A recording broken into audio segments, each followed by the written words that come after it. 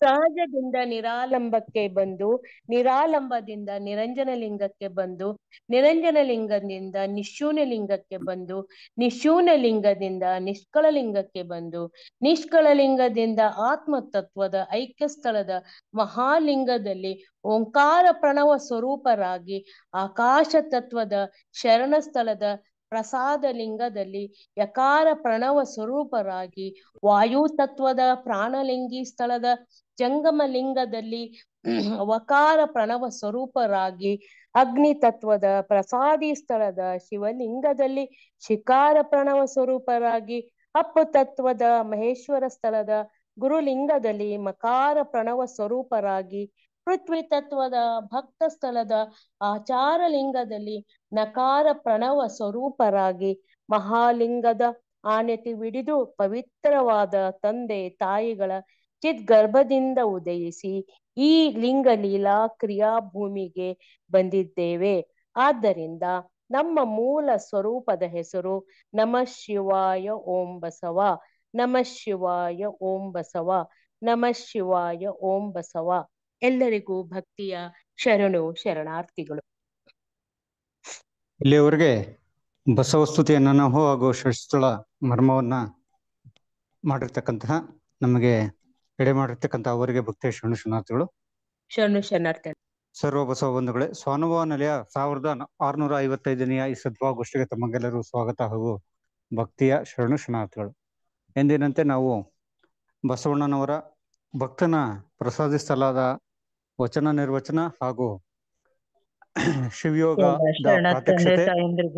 ಶರಣಾರ್ಥಿಗಳು ಶಿವಯೋಗದ ಪ್ರಾತ್ಯಕ್ಷತೆ ಹಾಗೂ ಸಕಿಲಗಳ ಮೇಲೆ ಒಂದು ವಾರದಲ್ಲಿ ನಾವು ಅದರ ಒಂದು ಅನುಭವದ ನುಡಿಗಳನ್ನು ಕೇಳ್ತಾ ಬರ್ತಿದ್ದೀವಿ. ಇವತ್ತು ಡಾಕ್ಟರ್ ದಯಾನಂದ ನುಲಿಯಪ್ಪರಿಂದ ಮುಂದುವರೆದ ಶಿವಯೋಗದ ಭಾಗವನ್ನ ನಾವು ಇಂದು ಅವರ PPT ಪ್ರೆಸೆಂಟೇಶನ್ ಮೂಲಕ ನಾವೆಂದೆಲ್ಲ ಕೂಡ ಅನುಭವದ ನುಡಿಗಳನ್ನ ಕೇಳೋಣ.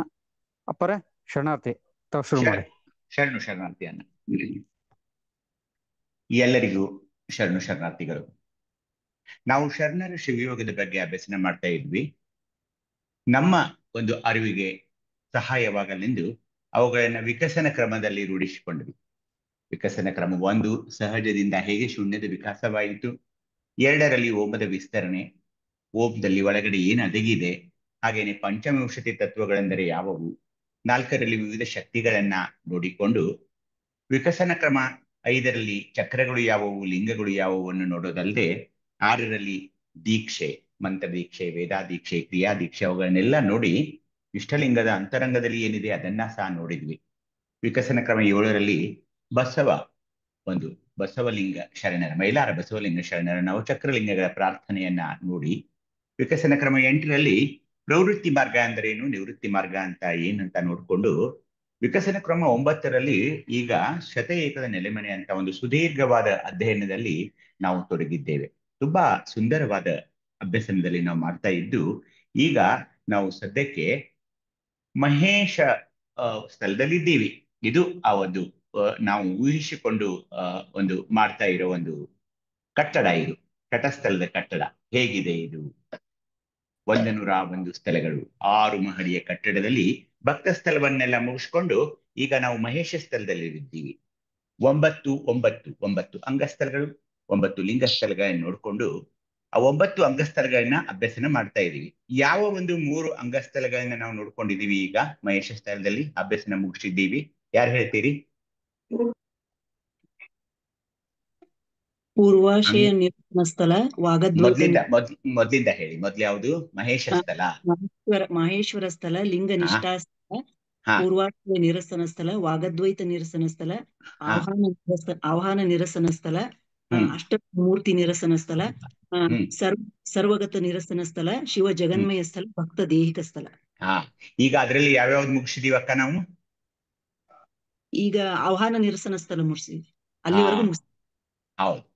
ಸೊ ಈಗ ನಾವು ಸವಿತಾ ಅಕ್ಕ ಹೇಳಿದಾಗೆ ಮಹೇಶ್ವರ ಸ್ಥಳ ಮುಗಿಸಿದೀವಿ, ಲಿಂಗ ನಿಷ್ಠಾ ಸ್ಥಳ ಮಾಡಿದ್ವಿ, ಪೂರ್ವಾಶ್ರಯ ನಿರಸನ ಸ್ಥಳ, ಹಾಗೇನೆ ಈ ದ್ವೈತ, ಅದ್ವೈತ, ವಿಶಿಷ್ಟಾದ್ವೈತ ಅದನ್ನೆಲ್ಲ ಬಿಟ್ಕೊಂಡು ನಮ್ಮದೇ ಆದ ಸ್ವಯಾದ್ವೈತ ಅಂತ ಒಂದು ಸ್ಥಳವನ್ನ, ನಮ್ಮ ಶರಣರು ಹೇಳಿದಂತ ಸ್ವಯಾದ್ವೈತ ಸ್ಥಳವನ್ನ ಆರಿಸಿಕೊಂಡು ದೇವರನ್ನು ಆಹ್ವಾನ ಮಾಡೋದು, ವಿಸರ್ಜನೆ ಮಾಡೋದು ಅಂತ ನಮ್ಮಲ್ಲಿ ಏನಿಲ್ಲ ಅಂತ ಅದನ್ನ ಚೆನ್ನಾಗಿ ಅಭ್ಯಸನ ಮಾಡಿದ್ವಿ ಹೋದ್ ಸಾರಿ.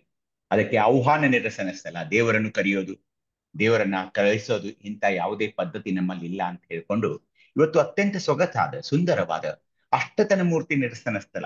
ಈಗ ಬಹಳ ಜನ ಎಲ್ಲರೂ ಪರ್ಸನಾಲಿಟಿ ಡೆವಲಪ್ಮೆಂಟ್, ವ್ಯಕ್ತಿತ್ವ ವಿಕಸನದ ಬಗ್ಗೆ ಮಾತಾಡ್ತಾ ಇದ್ದಾರೆ. ಆ ವ್ಯಕ್ತಿತ್ವ ವಿಕಸನವನ್ನ ಹೇಗೆ ಎಷ್ಟು ಸುಂದರವಾಗಿ ಅಷ್ಟತನ ಮೂರ್ತಿ ನಿರಸನ ಸ್ಥಳದಲ್ಲಿ ಹೇಳ್ತಾ ಹೋಗ್ತಾರೆ ನಮ್ಮ ಶರಣರು ಅಂದ್ರೆ ಆಶ್ಚರ್ಯವಾಗ್ತಾ ಇದೆ. ಅದನ್ನ ಒಬ್ಬ ಶಿವಯೋಗ ಸಾಧಕನಾಗಿ ಅಥವಾ ಮಹೇಶ ಸ್ಥಳದಲ್ಲಿ ನಿಂತ್ಕೊಂಡು ಈ ಅಷ್ಟತನ ಮೂರ್ತಿ ನಿರಸನ ಸ್ಥಳ ಅಂದ್ರೆ ಏನಿರಬಹುದು ಅಂತ ಅಭ್ಯಸನ ಮಾಡಿದಾಗ ರೋಮಾಂಚನವಾಗ್ತಾ ಇದೆ. ಅಷ್ಟೊಂದು ಸುಂದರವಾದ ಸ್ಥಳ ಇದು ಅಷ್ಟತನ ಮೂರ್ತಿ ಸ್ಥಳ. ಅದಕ್ಕೆ ನಾವು ನೇರವಾಗಿ ಇವತ್ತು ಅಷ್ಟತನ ತನು ಮೂರ್ತಿ, ಯಾಕಂದ್ರೆ ಅಷ್ಟತನುಗಳು ಯಾವುವು ಅದು ಎಲ್ಲ ತಮಗೆ ಹಿಂದೆ ನಾವು ಅಭ್ಯಸನ ಮಾಡಿಸಿದ್ದೀವಿ. ಏನದು ಅಷ್ಟತನುಗಳು ಯಾವುವು? ಅಷ್ಟತನಗಳು ಯಾರು ಹೇಳ್ತೀರಿ? ಅಷ್ಟತನಗಳು ಬಹಿರಂಗ ಅಷ್ಟತನಗಳು ಯಾವುವು? ಅಂತರಂಗ ಅಷ್ಟತನಗಳು ಯಾವುವು? ಯಾವುದು ಹೇಳಿ ನೋಡೋಣ, ಯಾರು ಹೇಳ್ತೀರಿ? ಹೇಳೇನ್ರಿ ಬೇರೆ? ಹೇಳಿ ಹೇಳಿ. ಅಂತರಂಗದ ಅಷ್ಟತನಗಳು ಯಾವುವು? ಬಹಿರಂಗದ ಅಷ್ಟತನಗಳು ಯಾವುವು? ಪೃಥ್ವಿ, ಅಪ್ಪು, ತೇಜ, ವಾಯು, ಆಕಾಶ, ಸೂರ್ಯ, ಚಂದ್ರ, ಆತ್ಮ. ಇವು ಬಹಿರಂಗದು. ಅಂತರಂಗದ್ದು? ಅಂತರಂಗದ್ದು ನೆನಪಿಲ್ಲ. ಈಗ ಈಗ ಇವತ್ತು 37ನೆಯ ಭಾಗದಲ್ಲಿ ನಾವು ಹೋಗ್ತಾ ಇದ್ದೀವಿ. ಎಲ್ಲರಿಗೂ ಮತ್ತೊಮ್ಮೆ ಶರಣಾರ್ಥಿಗಳು. ತಾವೆಲ್ಲ ಶುಚಿರ್ಭೂತರಾಗಿ ವಿಭೂತಿ ಧಾರಣೆ ಮಾಡಿಕೊಂಡು ಎದೆಯ ಮೇಲೆ ಲಿಂಗ ಧಾರಣೆಯಾಗಿದೆ ಅಂತ ನಾನು ತಿಳ್ಕೊಂಡಿದ್ದೀನಿ. ಕುಳಿತ ಸ್ಥಿತಿಯಲ್ಲಿ ಶಿವಯೋಗವನ್ನ ಕೇಳಿ ಅಂತ ಇನ್ನೊಮ್ಮೆ ತಮ್ಮಲ್ಲಿ ಪ್ರಾರ್ಥಿಸುತ್ತಾ ಭಾಗ 37ರ ಶಿವಯೋಗವನ್ನ ಆರಂಭಿಸೋಣ. ಅದಕ್ಕೆ ಪೂರ್ವಪೀಠಿಕವಾಗಿ ನಮ್ಮ ಸವಿತಾಕ್ಕ ಅಷ್ಟತನುಮೂರ್ತಿಗಳು ಯಾವುವು ಅನ್ನೋದು ಹೇಳಿದ್ರು. ಯಾವುದು? ಪೃಥ್ವಿ, ಇದೆಲ್ಲ ಹೇಳಿದ್ರು ಅವ್ರು. ಪೃಥ್ವಿ, ಅಗ್ನಿ ಇವೆಲ್ಲ ಹೇಳಿದ್ರು. ಈಗ ನಾವು ತನು ತತ್ವ, ಪಂಚವಿಂಶತಿ ತತ್ವ ಈ ತರದ ಎರಡು ನೋಡ್ಕೊಳ್ಳೋಣ. ಈ ತನು, ಅಷ್ಟತನು ಅಂತ ಏನ್ ಮಾತಾಡ್ತಿದೀವಲ್ಲ, ಸ್ಥೂಲ, ಸೂಕ್ಷ್ಮ, ಕಾರಣ, ನಿರ್ಮಲ, ಆನಂದ, ಚಿದ್ರೂಪ, ಚಿನ್ಮಯ, ಚಿತ್ಪ್ರಕಾಶ, ಇದು ಒಂದಾದ್ರೆ ಆಗಲೇ ಅಕ್ಕ ಹೇಳಿದ್ರಲ್ಲ ಅವು ಬಹಿರಂಗ. ಅವು ಈಗ 2 ಪ್ರಕಾರದಿದೆ, ಸೂರ್ಯ, ಚಂದ್ರ, ಆತ್ಮ, ಅದೆಲ್ಲ ಹೇಳಿದ್ರು ಅವರು. ಇಲ್ಲಿ ನಾವು ಏನೀಗ ಮಾತಾಡ್ಕೊಂಡು ಬಂದ್ರೆ ಸ್ಥೂಲ, ಸೂಕ್ಷ್ಮ, ಕಾರಣ ತನುವಿನಗಳ ಬಗ್ಗೆ ತಮ್ಗೆಲ್ಲ ಗೊತ್ತೇ ಇದೆ. ಯಾಕಂದ್ರೆ ಅವು ಜನಪ್ರಿಯವಾದದ್ದು, ಗೊತ್ತಿದೆ ಅದು. ಸ್ಥೂಲ ತನು ಹೇಗೆ, ಸೂಕ್ಷ್ಮ ತನು ಹೇಗೆ, ಕಾರಣ. ಇನ್ನು ಮುಂದೆ ಇದನ್ನ ಹೇಗೆ ನೆನ್ಪಿಟ್ಕೊಳ್ಬೇಕು? ನಿರ್ಮಲ, ಆನಂದ, ಚಿದ್ರೂಪ, ಚಿನ್ಮಯ, ಚಿತ್ಪ್ರಕಾಶ. ನಾನು ಹೇಗೆ ಇವನ್ ನೆನ್ಪಿಟ್ಕೊಂಡಿದ್ದೀನಿ ಅಂದ್ರೆ, ಸ್ಥೂಲ, ಸೂಕ್ಷ್ಮ, ಕಾರಣ ನಮ್ಗೆ ಗೊತ್ತಿದೆ. ಈಗ ಬೆಳಗ್ಗೆ ಸುಮ್ನೆ ಊಹಿಸ್ಕೊಳ್ಳೋದು ಏನು? ನನಗೆ ಇಷ್ಟಲಿಂಗ ಪೂಜೆ ಮಾಡ್ಕೊಳ್ಬೇಕಾಗಿದೆ. ಇಷ್ಟಲಿಂಗ ಪೂಜೆ ಮಾಡ್ಕೊಳ್ತೀನಿ ಮುಂಚೆ ನಾನು ಏನ್ ಮಾಡ್ತೀನಿ? ಶುಚಿರ್ಭೂತನಾಗ್ಬೇಕು. ಶುದ್ಧವಾದ ನಿರ್ಮಲವಾದ ನೀರಿನಿಂದ ನಾನು ಮೊದಲು ಸ್ನಾನ ಮಾಡಬೇಕು. ಸ್ನಾನ ಮಾಡಿಕೊಂಡ ನಂತರ ನನ್ನ ಮನಸ್ಸಾಗಲಿ ದೇಹವಾಗಲಿ ಆಹ್ಲಾದಕರವನಿಸಿ, ಹಾಯಾಗಿ ಅನಿಸಿ, ಒಂದು ನಿರ್ಮಲ ತನುವಿನ ಭಾವನೆ ನಮ್ಮಲ್ಲಿ ಮೂಡ್ತಾ ಇದೆ. ಅದನ್ನ ನಿರ್ಮಲ ತನು ಅಂತ ಇಟ್ಕೊಳ್ಳಿ. ನಂತರ ಏನ್ ಮಾಡ್ತೀರಾ? ಆಸೀನರಾಗಿ ಒಂದು ಸುಖಾಸೀನದಲ್ಲಿ ಕುಳ್ಕೊಂಡು ಲಿಂಗ ಪೂಜೆಯಲ್ಲಿ ನಾವು ತೊಡಗಬೇಕಾಗಿದೆ. ಅತ್ಯಂತ ಆನಂದ ಅಥವಾ ಶಿವಾನಂದ ತನುವಿನಲ್ಲಿ. ಅದನ್ನ ಆನಂದ ತನು. ಕರಹಸ್ತದಲ್ಲಿ ಲಿಂಗಯ್ಯ ಬರೋನಿದ್ದಾನೆ. ನಾನು ಈಗ ಆ ಲಿಂಗದ ಪೂಜೆಯನ್ನು ಮಾಡೋನಿದ್ದೀನಿ. ಆ ಲಿಂಗ ಪೂಜೆ ಮಾಡುವಾಗ ನನಗೆ ಅತ್ಯಂತ ಶಿವಾನಂದ ಸಿಗೋದಿದೆ ಅನ್ನೋ ಭಾವನೆಯಲ್ಲಿ ಏನಾಗ್ತಾ ಇದೆ? ಆ ಶಿವಾನಂದ ನಮ್ಮ ಇಡೀ ದೇಹವನ್ನು ಆವರಿಸಿದಾಗ ಆನಂದತನ ಆಗ್ತಾ ಇದೆ. ನಿರ್ಮಲತನ ಆಯಿತು, ಆನಂದತನ ಆಯಿತು. ಮುಂದೆ ಇಷ್ಟಲಿಂಗ ಕೈಯಲ್ಲಿ ಬಂದ ತಕ್ಷಣ ಏನಾಗುತ್ತೆ? ನನ್ನದೇ ಆದ ಅದೊಂದು ರೂಪ. ಯಾವುದು? ಇಷ್ಟಲಿಂಗ ಬೇರೆಯಲ್ಲ, ನಾನು ಬೇರೆಯಲ್ಲ. ಯಾವ ರೂಪ ಅದು?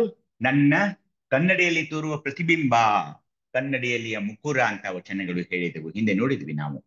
ಹೀಗಾಗಿ ನನ್ನ ರೂಪವೇ ಚಿದ್ರೂಪವಾಗಿದೆ. ಅದು ಯಾವುದು? ನನ್ನ ಕರಸ್ಥಲದಲ್ಲಿರುವ ಇಷ್ಟಲಿಂಗ. ನೋಡಿ ಎಷ್ಟು ಚೆನ್ನಾಗಿ ಬರ್ತಾ ಇದೆ. ಸ್ಥೂಲ, ಸೂಕ್ಷ್ಮ, ಕಾರಣ, ನಿರ್ಮಲ, ಆನಂದ, ಚಿದ್ರೂಪ ಆದ ನಂತರ ನಾನು ಲಿಂಗ ಪೂಜೆಯನ್ನು ಮಾಡಿಕೊಳ್ಳುತ್ತಾ ಆ ಲಿಂಗವನ್ನೇ ವೀಕ್ಷಣೆ ಮಾಡ್ತಾ ಇದ್ದೀನಿ.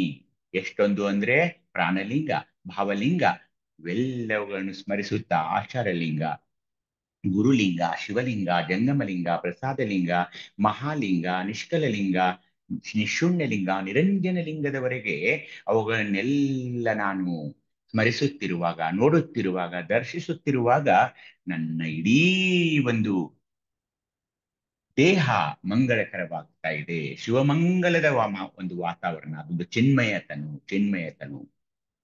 ಕೊನೆಗೆ ಇಡೀ ಇಷ್ಟಲಿಂಗ ಪೂಜೆ ಆದ ನಂತರ ಒಂದು ಭಾವನೆ ಮೂಡ್ತಾ ಇದೆ, ಒಂದು ಸಂತೋಷ. ಏನಂದ್ರೆ ಅದಕ್ಕೆ ವರ್ಣಿಸಲು ಒಂದು ಪದಗಳೇ ಇರೋಲ್ಲ. ಏನೋ ಒಂದು ಚಿತ್ ಪ್ರಕಾಶ, ಚಿತ್ ಬೆಳಗು ಅಂತ ಏನಂದ್ವಲ್ಲ, ಆ ಒಂದು ಸ್ವರೂಪ ನಮ್ಗೆ ಕಾಣಿಸ್ತಾ ಇದೆ. ಇವೇ ಆ ತನುಗಳು. ಹೀಗೆ ನಾನ್ ನೆನ್ಪಿಟ್ಕೊಂಡಿದ್ದೀನಿ. ಸ್ಥೂಲ, ಸೂಕ್ಷ್ಮ, ಕಾರಣ, ನಿರ್ಮಲ, ಆನಂದ, ಚಿದ್ರೂಪ, ಚಿನ್ಮಯ, ಚಿತ್ ಪ್ರಕಾಶ ಅನ್ನೋದು ಹೀಗೆ ನಾನು ನೆನ್ಪಿಟ್ಕೊಂಡಿದ್ದೀನಿ. ಈ ಒಂದು ಅಷ್ಟತನುಗಳಿಗೆ ಅವರು ಅಷ್ಟಾವರಣಗಳನ್ನ ಕೊಟ್ರು.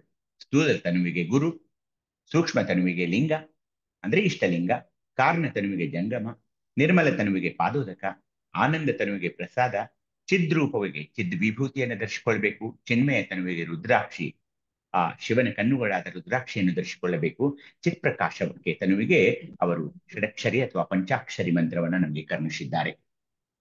ಈ ಒಂದು ಅಷ್ಟತನುಗಳಿಗೆ ಪಂಚವಿಂಶತಿ ತತ್ವಗಳನ್ನ ಸಹ ಕೊಟ್ಟಿದ್ದಾರೆ. ಪೃಥ್ವಿ, ಅಪ್ಪು ಸ್ಥೂಲ ತನುವಿಗೆ, ಅಗ್ನಿ, ವಾಯು ಸೂಕ್ಷ್ಮ ತನುವಿಗೆ, ಕಾರಣ ತನುವಿಗೆ ಆಕಾಶ ಆತ್ಮ, ನಿರ್ಮಲ ತನುವಿಗೆ ಪಂಚ ಕರ್ಮೇಂದ್ರಿಯಗಳು, ಆನಂದ ತನುವಿಗೆ ಪಂಚ ವಿಷಯಗಳು, ಚಿದ್ರೂಪ ತನುವಿಗೆ ಪಂಚವಾಯುಗಳು, ಚಿನ್ಮಯ ತನುವಿಗೆ ಪಂಚ ಜ್ಞಾನೇಂದ್ರಿಯಗಳು, ಚಿತ್ ಪ್ರಕಾಶ ತನುವಿಗೆ ಪಂಚ ಕರ್ಮೇಂದ್ರಿಯಗಳು. ಪಂಚ ಕರ್ಮೇಂದ್ರಿಯಗಳು ಯಾವುವು? ಗುದ, ಗುಹ್ಯ, ಪಾದ, ಪಾಣಿ, ವಾಕ್. ಪಂಚ ವಿಷಯಗಳು ಗಂಧ, ರಸ, ರೂಪ, ಸ್ಪರ್ಶ, ಶಬ್ದ. ಪಂಚವಾಯುಗಳು ಪ್ರಾಣ, ಪಂಚ ಜ್ಞಾನೇಂದ್ರಿಯಗಳು ಘ್ರಾಣ, ಜಿಹ್ವೆ, ನೇತ್ರ, ತ್ವಕ್ಕು, ಶ್ರೋತ್ರ. ಜಿಹ್ವೆ, ನೇತ್ರ, ತ್ವಕ್ಕು, ಶ್ರೋತ್ರ. ಪಂಚ ಕರ್ಮೇಂದ್ರಿಯಗಳು ಗುದ, ಗುಹ್ಯ, ಪಾದ, ಪಾಣಿ, ವಾಕ್. ಪಂಚ ಕರ್ಮೇಂದ್ರಿಯಗಳು ಹೌದು, ಅವೇ ಅಲ್ವಾ? ಅವೇ ಕರ್ಮೇಂದ್ರಿಯ ಅಲ್ಲ, ಕರ್ನೇಂದ್ರಿಯ. ಚಿತ್ತ, ಬುದ್ಧಿ, ಅಹಂಕಾರ, ಮನ, ಅವು ಕರ್ಮೇಂದ್ರಿಯ ಬೇರೆ, ಕರ್ಮೇಂದ್ರಿಯ ಬೇರೆ. ಸೊ ಈ ತರ ಇದೆ. ಈಗ ಏನಾಯ್ತು ಅಂದ್ರೆ, ನಾನು ಆಜ್ಞಾಚಕ್ರದವನ್ನ ನಿಮ್ಮ ಮುಂದೆ ಪ್ರಸ್ತುತಪಡಿಸುತ್ತಿರುವಾಗ, ಆಜ್ಞಾಚಕ್ರದಲ್ಲಿ ಚೈತನ್ಯಾತ್ಮಕವಾದ ಆತ್ಮವು ಜಡವಾದ ಪಂಚಮಹಾಭೂತಗಳೊಂದಿಗೆ ಸೇರಿಕೊಳ್ಳುತ್ತದೆ ಅಂತ ಒಂದು ತತ್ವವನ್ನ, ಒಂದು ಅಭ್ಯಸನವನ್ನ ನಾವು ಮಾಡಿದ್ವಿ. ಹೀಗಾಗಿ ಜಡವಾದ ಪಂಚಮಹಾಭೂತಗಳು ಚೈತನ್ಯಾತ್ಮಕವಾದ ಆಗಬೇಕಾದರೆ ಚೈತನ್ಯಾತ್ಮಕವಾದ ಆತ್ಮವು ಅದರ ಜೊತೆ ಮಿಲನವಾಗಬೇಕಾಗ್ತಾ ಇದೆ, ಅದರೊಳಗೆ ಸಮರಸವಾಗಬೇಕಾಗ್ತಾ ಇದೆ ಅನ್ನೋದನ್ನ ನಾವು ನೋಡ್ಕೊಂಡಿದ್ವಿ. ಅದನ್ನ ಇಲ್ಲಿ ನೆನಪಿಸಿಕೊಳ್ಳಬೇಕು. ಈ ಅಷ್ಟತನುಗಳು ಬಹಿರಂಗವಾಗಿ ಸವಿತಾರ್ಥ ಹೇಳಿದಾಗೆ ಪೃಥ್ವಿ, ಅಪ್ಪು, ತೇಜ, ವಾಯು, ಆಕಾಶ, ಸೂರ್ಯ, ಚಂದ್ರ, ಜೀವಾತ್ಮ. ಹಾಗೇನೆ ಈಗ ನೋಡಿದ್ವಿ ಅಂತರಂಗದಲ್ಲಿ ಇವೆಲ್ಲ ಇದೆ. ಸ್ಥೂಲತನು, ಸೂಕ್ಷ್ಮತನು, ಕಾರಣತನು, ನಿರ್ಮಲತನು, ಆನಂದತನು, ಚಿನ್ಮಯತನು, ಚಿದ್ರೂಪತನು, ಚಿತ್ ಪ್ರಕಾಶ ಶುದ್ಧತನು. ಇವೆಲ್ಲ ಇದೆ ಅಂತ ಈಗ ನಿಮ್ಗೆ ಗೊತ್ತಿದೆ. ಇದರಲ್ಲೇನು ದರ್ ಇಸ್ ನೋ ಕನ್ಫ್ಯೂಷನ್. ಎಲ್ಲ ಬಹಿರಂಗ ತನುಗಳನ್ನು ಏನು ಮೊದಲು ಸವಿತಾರ್ಥ ಹೇಳಿದ್ರಲ್ಲ, ಆ ಬಹಿರಂಗ ತನುಗಳಿಗೆ ಜಲ, ತೇಜ, ಸೂರ್ಯ, ಚಂದ್ರ, ವಾಯು, ಆಕಾಶ ಇವೆಲ್ಲ ಏನದವಲ್ಲ, ಈ ಬಹಿರಂಗ ತನುಗಳಿಗೆ ಏನಂತಾರೆ? ಅಧಿದೈವತ ದರ್ಶನಗಳು ಅಂತ ಕರೀತಾರೆ. ಅಧಿದೈವತ ದರ್ಶನಗಳು. ಎಲ್ಲ ಪಂಚಮಹಾಭೂತಗಳನ್ನ ಅಧಿಭೂತ ದರ್ಶನಗಳಂತ ಕರೀತಾರೆ. ಹಾಗೇನೆ ಎಲ್ಲ ಅಂತರಂಗದ ತನುಗಳನ್ನ ಅಧ್ಯಾತ್ಮ ದರ್ಶನಗಳಂತ ಕರೀತಾರೆ. ಈ ಅಧಿದೈವತ, ಅಧಿಭೂತ, ಅಧ್ಯಾತ್ಮ ದರ್ಶನಗಳು ಮತ್ತು ಆತ್ಮ ಎಲ್ಲವನ್ನೂ ಆ ಪರಮಾತ್ಮನ ಅಷ್ಟಮೂರ್ತಿಗಳಲ್ಲಿ ಅಂತರ್ಭಾವಗೊಳಿಸಿ ಅವುಗಳ ನಿರಸನವನ್ನ ಅಷ್ಟತನು ಮೂರ್ತಿ ನಿರಸನ ಸ್ಥಳದಲ್ಲಿ ನಿರೂಪಿಸಿದ್ದಾರೆ. ಏನಿದು? ಪರಬ್ರಹ್ಮ. ನೋಡಿ, ಪೃಥ್ವಿ ನಿಮಗೆ ಗೊತ್ತಿದ್ದಲ್ಲಿ ಅಲ್ಲಿರುವ ತತ್ವ ಗಂಧ, ಜಲದಲ್ಲಿ ರಸ, ಜಲಾದು, ತೇಜ ರೂಪ, ಸೂರ್ಯಚಂದ್ರ ಪ್ರಭಾರೂಪ, ವಾಯು ಸ್ಪರ್ಶ, ಆಕಾಶ ಶಬ್ದ, ಜೀವಾತ್ಮ ಆತ್ಮರೂಪ ಅಧಿಷ್ಠಾನ. ಅಲ್ಲಿ ಏನ್ ಅಧಿಷ್ಠಾನ ಮಾಡಬೇಕು? ಜಲದಲ್ಲಿ ರಸರೂಪ ಅಧಿಷ್ಠಾನವಾದ್ರೆ, ಅಗ್ನಿಯಲ್ಲಿ ರೂಪಾಧಿಷ್ಠಾನ, ಸೂರ್ಯಚಂದ್ರರಲ್ಲಿ ಪ್ರಭಾರೂಪ ಅಧಿಷ್ಠಾನ, ವಾಯುವಿನಲ್ಲಿ ಸ್ಪರ್ಶ ರೂಪಾಧಿಷ್ಠಾನ, ಆಕಾಶದಲ್ಲಿ ಶಬ್ದ ರೂಪಾಧಿಷ್ಠಾನ, ಜೀವಾತ್ಮದಲ್ಲಿ ಆತ್ಮರೂಪಾಧಿಷ್ಠಾನ ಅಂತ ಹೀಗೆ ಈ ಅಷ್ಟತನು ಮೂರ್ತಿಗಳನ್ನ ಈ ಬಹಿರಂಗವಾಗ್ಲಿ ಅಥವಾ ಅಂತರಂಗದ ಏನು ತತ್ವಗಳಿವೆ ಅಲ್ಲ, ಇವುಗಳಲ್ಲಿ ಈ ಗಂಧಗಳನ್ನ, ಇವೆಲ್ಲ ಏನು ನೀವು ಹೇಳಿದ್ರಲ್ಲ, ರಸರೂಪಾದಿ ಗಂಧ ರಸರೂಪಾದಿ ಇವೇನ್ ತತ್ವಗಳಿವೆಲ್ಲ, ಇವನ್ನ ಅನುಷ್ಠಾನ ಮಾಡ್ತಾ ಹೋಗಿದ್ದಾರೆ. ದೇಹದಲ್ಲಿ ಆತ್ಮ ಇದೆ, ಅಂತಃಕರಣಗಳಿವೆ, ದೇಹದಲ್ಲಿ ಜೀವಾತ್ಮ ಆತ್ಮ ಇದೆ ಅಂತ ಗೊತ್ತು ನಿಮಗೆ. ಆಜ್ಞಾಚಕ್ರದಲ್ಲಿ ಆತ್ಮ ಇದೆ. ಅಂತಃಕರಣಗಳಿಗೆ ಚಂದ್ರಾತ್ಮ, ಜ್ಞಾನೇಂದ್ರಿಯಗಳಿಗೆ ಸೂರ್ಯಾತ್ಮ ಅಂತ ಹೇಳಿದ್ರು ಅವರು. ಹಾಗೇನೆ ಪಂಚಭೂತಗಳಿವೆ, ಅದು ಗೊತ್ತು ನಿಮಗೆ. ಈ ಅಷ್ಟತನುಗಳಿಗೆ ಅಧಿಷ್ಠಾನವಾಗಿ ಅಂದ್ರೆ ಏನು? ನಮ್ಮಲ್ಲಿರುವ ಈ ಅಷ್ಟತನುಗಳು ಏನಿದೆಯಲ್ಲ, ಇವುಗಳ ಮೇಲೆ ಇವುಗಳ ಹೇಗೆ ಅವು ನಡೆದುಕೊಳ್ಳಬೇಕು, ನಮ್ಮ ದೇಹದಲ್ಲಿ ಅವು ಹೇಗೆ ವರ್ತಿಸಬೇಕು, ಹೇಗೆ ಅವು ಚಲಿಸಬೇಕು, ಹೇಗೆ ಅವು ತನ್ನ ವರ್ತನೆಗಳನ್ನ ಮಾಡಬೇಕು ಅನ್ನೋದಕ್ಕೆ ಅಧಿಷ್ಠಾನವಾಗಿ ಒಂದು ಏನಾದ್ರೂ ಶಕ್ತಿ ಬೇಕಲ್ಲ. ಅದಕ್ಕೆ ಪ್ರತ್ಯೇಗಾತ್ಮ ಅಂದ್ರೆ ಆ ಆತ್ಮದ ಪ್ರತಿಯಾಗಿ ಒಬ್ಬ ಪ್ರತ್ಯೇಗಾತ್ಮ ಅಂತ ಒಬ್ಬ ಪರಮಾತ್ಮ, ಅದೇ ಪರವಸ್ತು. ಅಂದ್ರೆ ಏನು? ನಮ್ಮ ಇಡೀ ದೇಹದಲ್ಲಿರುವ ಈ ಅಷ್ಟತನುಗಳನ್ನ ಪರಮಾತ್ಮ, ಪರವಸ್ತು, ಆ ಶಕ್ತಿಯೇ ನಮ್ಮ ಈ ಎಲ್ಲಾ ಅಷ್ಟತನುಗಳ ಕಾರ್ಯವನ್ನು ಮಾಡಿಸುತ್ತದೆ. ಇದನ್ನ ನೆನ್ಪಿಟ್ಕೋಬೇಕು ನಾವು. ಆ ಪರಮಾತ್ಮ ಅಂತ ಏನಿದ್ದಾನೆ, ಪರವಸ್ತು ಅಂತ ಏನಿದ್ದಾನೆಲ್ಲ, ಅವನ ಅಧಿಷ್ಠಾನದಲ್ಲಿಯೇ, ಅವನ ಸಮ್ಮುಖದಲ್ಲಿಯೇ, ಅವನ ಆಶೀರ್ವಾದದಿಂದಲೇ, ಅವನ ಕರುಣೆಯಿಂದಲೇ ಈ ಎಲ್ಲಾ ಅಷ್ಟತನುಗಳ ಕಾರ್ಯ ನಡೀತಾ ಇದೆ. ಪರಮಾತ್ಮನ ಸರ್ವಾಧಿಷ್ಠತೆ ಇದೆಯೆಂದೇ ಈ ಅಷ್ಟತನುಗಳ ವ್ಯವಹಾರ ನಡೀತಾ ಇರ್ತದೆ. ಪರಮಾತ್ಮವಿಲ್ಲವೆಂದರೆ ನಮ್ಮ ಅಷ್ಟತನುಗಳ ವ್ಯವಹಾರ ನಡೆಯೋಲ್ಲ. ಆದರೂ ಪರಮಾತ್ಮನೇ ಅದನ್ನೆಲ್ಲ ನಡೆಸ್ತಿದ್ರೂ ಕೂಡವೇ ಅವನು ಈ ಒಂದು ಅಷ್ಟತನುಗಳ ವ್ಯವಹಾರದಿಂದ ಭಿನ್ನನಾಗಿದ್ದಾನೆ, ಅಕಲಂಕಿತನಾಗಿದ್ದಾನೆ. ಅಂದ್ರೆ ಏನು? ನಾವು ಮಾಡುವ ಕೆಲವೊಂದು ಅವ್ಯವಹಾರಗಳು, ನಾವು ಮಾಡುವ ಕೆಲವೊಂದು ದೋಷಗಳು, ನಾವು ಮಾಡುವ ಒಂದು ಕೆಲವು ಪಾತಕಗಳು, ಅವುಗಳಿಗೆ ಆ ಪರಮಾತ್ಮ ಸಂಬಂಧವಿಲ್ಲ. ಆತ ಭಿನ್ನನಾಗಿದ್ದಾನೆ, ಅಕಲಂಕಿತನಾಗಿದ್ದಾನೆ. ಯಾಕೆ? ಅಲ್ಲಿ ಆತ ಸಾಕ್ಷಿ ಭಾವದಿಂದ ನೋಡ್ತಿರ್ತಾನೆ. ಅಷ್ಟತನುಗಳು ತಮ್ಮ ತಾವು ಕಾರ್ಯ ಮಾಡ್ತಾ ಇರ್ತವೆ, ಅದಕ್ಕೆಲ್ಲ ಒಂದೇ ಅಧಿಕಾರವಿದ್ರೂ ಕೂಡವೇ ಅವನು ಅವುಗಳಿಗೆ ಭಾಗಿಯಾಗಿರೋಲ್ಲ. ಅದಕ್ಕೆ ಏನ್ ಮಾಡ್ಬೇಕು? ಈ ಸತ್ಯವನ್ನ ಅರ್ಥಕೊಳ್ಬೇಕು ನಾವು. ಏನು? ಪರಮಾತ್ಮನ ಒಂದು ಅಧಿಪತ್ಯದಲ್ಲಿಯೇ ಈ ಅಷ್ಟತನುಗಳ ವ್ಯವಹಾರ ನಡೀತಾ ಇದ್ರೂ ಕೂಡವೇ ಆ ಪರಮಾತ್ಮ ಅವುಗಳಿಗೆ ಸಾಕ್ಷಿ ಭಾವದಲ್ಲಿ ಇರ್ತಾನೆಯೇ ಹೊರತು ಅವುಗಳ ಭಾಗಿಯಾಗೊಲ್ಲ. ಅವು ಮಾಡುವ ಪಾಪಕೃತ್ಯಗಳಲ್ಲಿ ಅವನ ಒಂದು ಯಾವುದೇ ಪಾತ್ರ ಇರೋದಿಲ್ಲ ಅನ್ನೋದನ್ನ ನಾವು ನೆನಪಿನಲ್ಲಿ ಇಟ್ಟುಕೊಂಡು ಈ ಭಿನ್ನ ಭೇದ ಭಾವ ಪರಮಾತ್ಮನು ಇದರಲ್ಲಿ ಇಲ್ಲ ಅಂತ ಅರಿತುಕೊಂಡು ಏನ್ ಮಾಡ್ಬೇಕು? ಶಿವಯೋಗಿಯಾದವನು ಅಷ್ಟತನುಗಳನ್ನ ನಿರಸನ ಮಾಡಬೇಕು. ಯಾಕೆ ನಿರಸನ ಮಾಡಬೇಕು? ಆ ಅಷ್ಟತನುಗಳನ್ನ ಅವುಗಳ ಅಧಿಪತಿಯಾದ ಪರಮಾತ್ಮನಿಗೆ ಕೊಡಬೇಕು. ಪರಮಾತ್ಮನಿಗೆ ನಾವು ಬೇಡಿಕೊಳ್ಳಬೇಕು, ಇಲ್ಲ ನೀನು ಭಿನ್ನವಾಗಿರ್ಬೇಡ, ನನಗೆ ನೀನು ಸಹಕರಿಸು, ನನಗೆ ನೀನು ಮಾರ್ಗದರ್ಶನ ಮಾಡು, ನನ್ನ ಅಷ್ಟತನುಗಳನ್ನ ನೀನೇ ನಿಯಂತ್ರಣದಲ್ಲಿ ತೆಗೆದುಕೊಂಡು ನನ್ನನ್ನು ಶಿವಯೋಗದ ಪಥದಲ್ಲಿ ಸಾಗುವಂತೆ ಮಾಡು. ಇದು ಅಷ್ಟತನುಗಳ ನಿರಸನ ಮಾಡ್ಬೇಕು. ಇಲ್ಲಿದ್ರೆ ಏನಾಗುತ್ತೆ? ಅವು ಒಂದು ನಿಯಂತ್ರಣ ಇಲ್ಲದ ಹೋರಿಗಳ ತರಹ ಅಥವಾ ಪ್ರಾಣಿಗಳ ತರ ಅವುಗಳನ್ನ ನಾವು ನೋಡ್ಬಿಡ್ತೀವಿ. ಎಷ್ಟೋ ಕೊಲೆ, ಅದು ಇದು ಎಲ್ಲ. ಯಾಕೆ ಹೇಳಿ? ಪರಮಾತ್ಮನು ಅವುಗಳ ಅಧಿಪತಿಯಾಗಿದ್ದರೂ ನಾವು ಪರಮಾತ್ಮನನ್ನು ಪೂಜಿಸೋದೇ ಇಲ್ಲ. ಪರಮಾತ್ಮನಿಗೆ ಬೇಡಿಕೊಳ್ಳಬೇಕಾಗಿತ್ತು, ನೀನೇ ಕರುಣಿಸಿದಂತ, ನೀನೇ ಅಧಿಪತಿಯಾಗಿರುವಂತಹ ಅಷ್ಟತನುಗಳನ್ನ ನೀನು ದಯವಿಟ್ಟು ನೀನೇ ನಿಯಂತ್ರಿಸನಪ್ಪ, ನನ್ನ ಕೈಯಿಂದ ಅದು ಸಾಧ್ಯವಿಲ್ಲ ಅಂತ ನಾವು ಬೇಡಿಕೊಳ್ಳಬೇಕಾಗಿತ್ತು ಇಷ್ಟಲಿಂಗ ಪೂಜೆಯಲ್ಲಿ. ಅಷ್ಟತನುಗಳನ್ನ ನನ್ನ ಕೈಯಲ್ಲಿ ಕೊಡಬೇಡಪ್ಪ, ನೀನ್ ತೆಗೆದುಕೊಳ್ಳು, ಅದರ ನಿರ್ಭರವನ್ನ, ಅದರ ನಿಯಂತ್ರಣವನ್ನ, ಅದರ ಕಾರ್ಯ ಸಾಧನೆ ಏನಿದೆಯಲ್ಲ ಅದನ್ನೆಲ್ಲ ನೀನೇ ಮಾಡು, ನನಗೆ ಬಿಡಬೇಡ ಅಂತ ಬೇಡಿಕೊಳ್ಬೇಕಾಗಿತ್ತು. ಅದಕ್ಕೆ ಏನ್ ಹೇಳಿದ್ರು ಶರಣರು? ಅಷ್ಟತನುಗಳನ್ನೇ ಪರಮಾತ್ಮವೆಂದು ಭಾವಿಸಿದರೆ ದಿವ್ಯ ದರ್ಶನ ಸಾಧ್ಯವಿಲ್ಲ. ಹಂಗ ಅನ್ನೋಕ್ ಬರೋಲ್ಲ. ಅದ್ರ ಬದ್ಲಿ ಏನನ್ಬೇಕು? ಪರಮಾತ್ಮನಿಗೆ ನಾವು ಬೇಡ್ಕೊಳ್ಬೇಕಾಗ್ತಾ ಇದೆ. ಏನಂದ್ರೆ, ನೀನೇ ಕರುಣಿಸಿದಂತ ಅಷ್ಟತನುಗಳನ್ನ ನನಗೆ ಬಿಟ್ಟಿಯಲ್ಲ ನೀನು ನಿರ್ವಹಣೆ ಮಾಡಕ್ಕೆ, ನನಗೆ ಸಾಧ್ಯ ಆಗ್ತಾ ಇಲ್ಲ ಅವುಗಳನ್ನ ನಿಯಂತ್ರಣ ಮಾಡಲು. ನೀನೇ ಅದನ್ನ ನಿನ್ನ ಆಶೀರ್ವಾದದಿಂದ ದಯವಿಟ್ಟು ಅದನ್ನ ನೀನೇ ನಿಯಂತ್ರಿಸಬೇಕು, ನನ್ನ ಅಷ್ಟತನುಗಳನ್ನ ನೀನು ನಿಯಂತ್ರಿಸಬೇಕು ಅಂತ ಹೇಳ್ತಾರೆ. ಅದನ್ನ ಅಲ್ಲಂರು ತುಂಬಾ ಸುಂದರವಾಗಿ ಹೇಳ್ತಾರೆ ನೋಡಿ. ಇದನ್ನು ಓದಿ ಯಾರಾದ್ರೂ ಅಲ್ಲಂ ಪ್ರಭುದೇವರ ವಚನವನ್ನೊಂದು. ಅಲ್ಲಂ ಪ್ರಭುದೇವರ ವಚನ ಓದಿ. ಓದಿ. ಭಕ್ತನೆಂಬರು ಪೂರ್ವಾಶ್ರಯ ಕಳೆಯಲರೆ ದನ್ನಕ್ಕ, ಅಪ್ಪುವಿನ ಪೂರ್ವಾಶ್ರಯ ಕಳೆಯಲರಿಯ ದನ್ನಕ್ಕ, ತೇಜದ ಪೂರ್ವಾಶ್ರಯ ಕಳೆಯಲರೆ ದನ್ನಕ್ಕ, ವಾಯುವಿನ ಪೂರ್ವಾಶ್ರಯ ಕಳೆಯದರೆ ದನ್ನಕ್ಕ, ಆಕಾಶದ ಪೂರ್ವಾಶ್ರಯ ಕಳೆಯಲರಿಯ ದನ್ನಕ್ಕ, ಸೋಮ ಸೂರ್ಯರ ಕಳೆಗಳ ಪೂರ್ವಾಶ್ರಯವ ಕಳೆಯಲರಿಯ ದನ್ನಕ್ಕ, ಆತ್ಮನ ಪೂರ್ವಾಶ್ರಯವ ಕಳೆಯಲರಿಯ ದನ್ನಕ್ಕ, ಭಕ್ತರೆಂದು ಲಿಂಗವ ಪೂಜಿಸುವವರ ಕಂಡು ನಾನು ಬೆರಗಾದೆ ಗುಹೇಶ್ವರ. ಸಮಗ್ರ ವಚನ ಸಂಪುಟ 2, ವಚನದ ಸಂಖ್ಯೆ 136. ಶರಣು ಶರಣು ಅಂತ. ಅದನ್ನೇ ಅಲ್ಲಂ ಪ್ರಭುದೇವರು ಎಷ್ಟು ಚೆನ್ನಾಗಿ ಹೇಳಿದ್ರು ಅಂದ್ರೆ, ಭಕ್ತ ಭಕ್ತ ಭಕ್ತ ಅಂತಾರೆ, ಆದ್ರೆ ನಾವು ಹಿಂದೆ ಪೂರ್ವಾಶ್ರಯ ನಿರಶನ ಸ್ಥಳ ಅಂತ ಒಂದು ನೋಡಿದ್ವಿ. ಅಲ್ಲಿ ಮಾಡ್ಬೇಕಾಗಿತ್ತು ಏನು? ಪೃಥ್ವಿಯ ಪೂರ್ವಾಶ್ರಯ ಕಳೀಬೇಕು, ಜಲದ ಪೂರ್ವಾಶ್ರಯ ಕಳೀಬೇಕು, ಅಗ್ನಿಯ ಪೂರ್ವಾಶ್ರಯ ಕಳೆಯಬೇಕು, ವಾಯುವಿನ ಪೂರ್ವಾಶ್ರಯ ಕಳೀಬೇಕು, ಆಕಾಶದ ಪೂರ್ವಾಶ್ರಯಗಳನ್ನು ಕಳೀಬೇಕು, ಸೋಮ ಸೂರ್ಯರ ಕಳೆಗಳ ಪೂರ್ವಾಶ್ರಯ ಕಳಿಬೇಕಾಗಿತ್ತು, ಆತ್ಮನ ಪೂರ್ವಾಶ್ರಯ. ಇವೆಲ್ಲ ತತ್ವಗಳು ಆಚಾರ ಚಕ್ರದಿಂದ ಹಿಡಿದು ನಮ್ಮ ಆಜ್ಞಾ ಚಕ್ರದವರೆಗೆ ಇವೆಲ್ಲ ಬರ್ತಾ ಇವೆ. ಪೃಥ್ವಿ, ಅಪ್ಪು, ತೇಜ, ವಾಯು, ಆಕಾಶ, ಆತ್ಮ, ಇವೆಲ್ಲ ನೀವು ನೋಡಿದ್ದೀರಾ.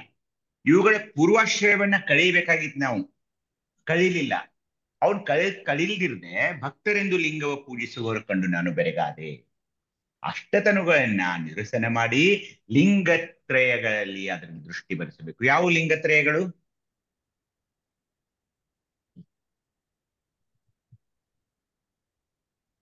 ಹಲೋ, ಪ್ರಾಣಲಿಂಗ, ಭಾವಲಿಂಗ. ಇಷ್ಟಲಿಂಗ, ಪ್ರಾಣಲಿಂಗ, ಭಾವಲಿಂಗದಲ್ಲಿ ನಾವು ಈ ಅಷ್ಟತನುಗಳನ್ನ ನಿರಸನ ಮಾಡಿ ಅಂದ ತಕ್ಷಣ ಏನಾಗುತ್ತೆ? ಇವೇನು ಅಷ್ಟತನುಗಳು ಅಲ್ಲ, ಇವು ನನ್ನವಲ್ಲ, ಅವೆಲ್ಲ ಪರಮಾತ್ಮನ ಅಧಿಪತ್ಯದಲ್ಲಿವೆ. ಅವನೇ ಅಧಿಪತಿ, ಅವನೇ ಅವುಗಳನ್ನ ನಿಯಂತ್ರಣ ಮಾಡಬೇಕು ಅನ್ನೋದೇ ಅಷ್ಟತನಗಳನ್ನ ನಿರಸನ ಮಾಡುವ ಕಾರ್ಯಕ್ರಮವಾಗಿದೆ. ಮಹೇಶ್ವರನಿಂದ ಅದು ಮಾತ್ರ ಸಾಧ್ಯ. ಮಹೇಶ್ವರನು ಆ ಅಷ್ಟತನುಗಳನ್ನ ತ್ಯಜಿಸಿ ಅವುಗಳಿಂದ ಭಿನ್ನವಾದ ಪರಬ್ರಹ್ಮ ಪರಶಿವನನ್ನು ನಿಜ ಭಕ್ತಿಯಿಂದ ಪೂಜಿಸ್ತಾನೆ. ಯಾಕೆ ಪೂಜಿಸ್ತಾನೆ? ಅವನಿಗೆ ಬೇಡ್ಕೊಳ್ತಾನೆ, ಇಷ್ಟಲಿಂಗಕ್ಕೆ ಬೇಡ್ಕೊಳ್ತಾನೆ, ಈ ಅಷ್ಟತನಗಳನ್ನ ನನ್ನಿಂದ ನಿಯಂತ್ರಣ ಮಾಡಲು ಸಾಧ್ಯವಿಲ್ಲಪ್ಪ, ನೀನೇ ಮಾಡಬೇಕು. ಈ ಕಡೆ ಅಲ್ಲಂ ಪ್ರಭುದೇವು ಇವೆಲ್ಲ ಪೂರ್ವಾಶ್ರಯ ಕಳೆಯಬೇಕು ಅಂತಾರೆ.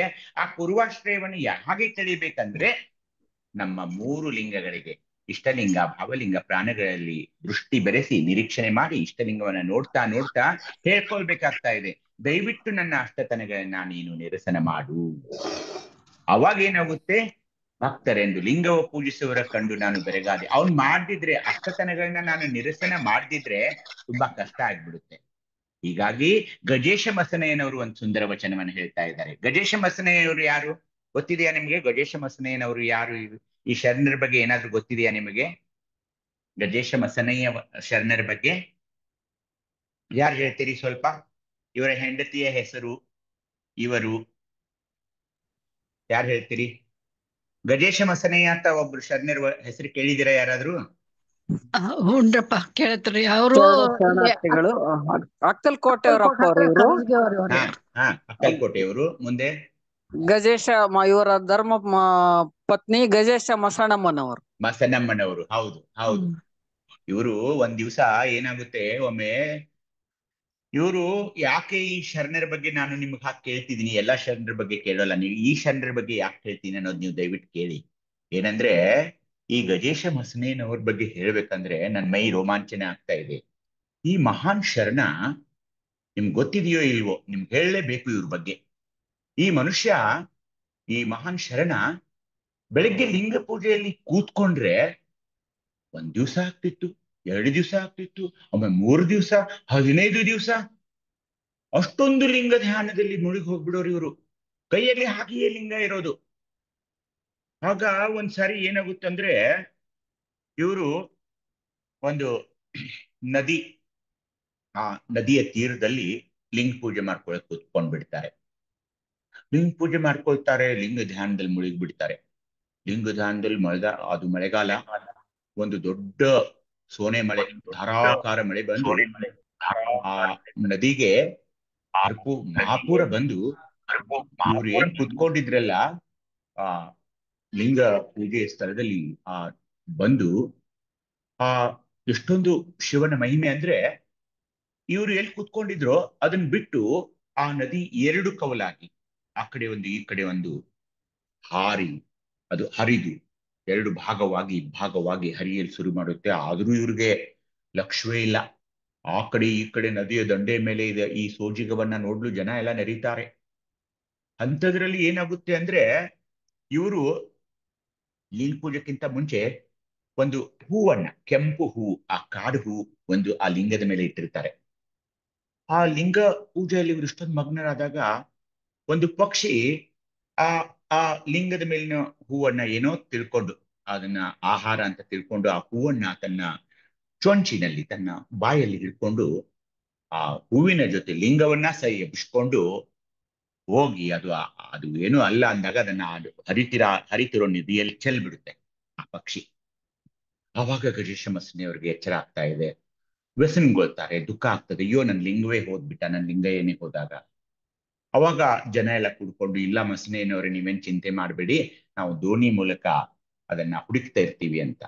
ಅವಾಗ ಗಜೇಶ ಮಸನೇನವರು, ಹಾಗೇನ್ ಮಾಡಬೇಡಿ, ಅಷ್ಟೊಂದು ಕಷ್ಟ ಏನ್ ತಗೊಳ್ಬೇಡಿ, ನನ್ನನ್ನ ಒಂದ್ ದೋಣಿಯಲ್ಲಿ ನೀವು ನನ್ನ ಕೂಡಿಸ್ಕೊಂಡು ನೀವು ಆ ನದಿಯಲ್ಲಿ ತಗೊಂಡು ಹೋಗಿ ಅಂತ ಜನರಿಗೆ ಹೇಳಿದಾಗ ಅಲ್ಲಿ ಅಂಬಿಗರು ಅವ್ರನ್ನ ಕುಣಿಸ್ಕೊಂಡು ಆ ದೋಣಿಯಲ್ಲಿ ಹೋಗ್ತಾರೆ.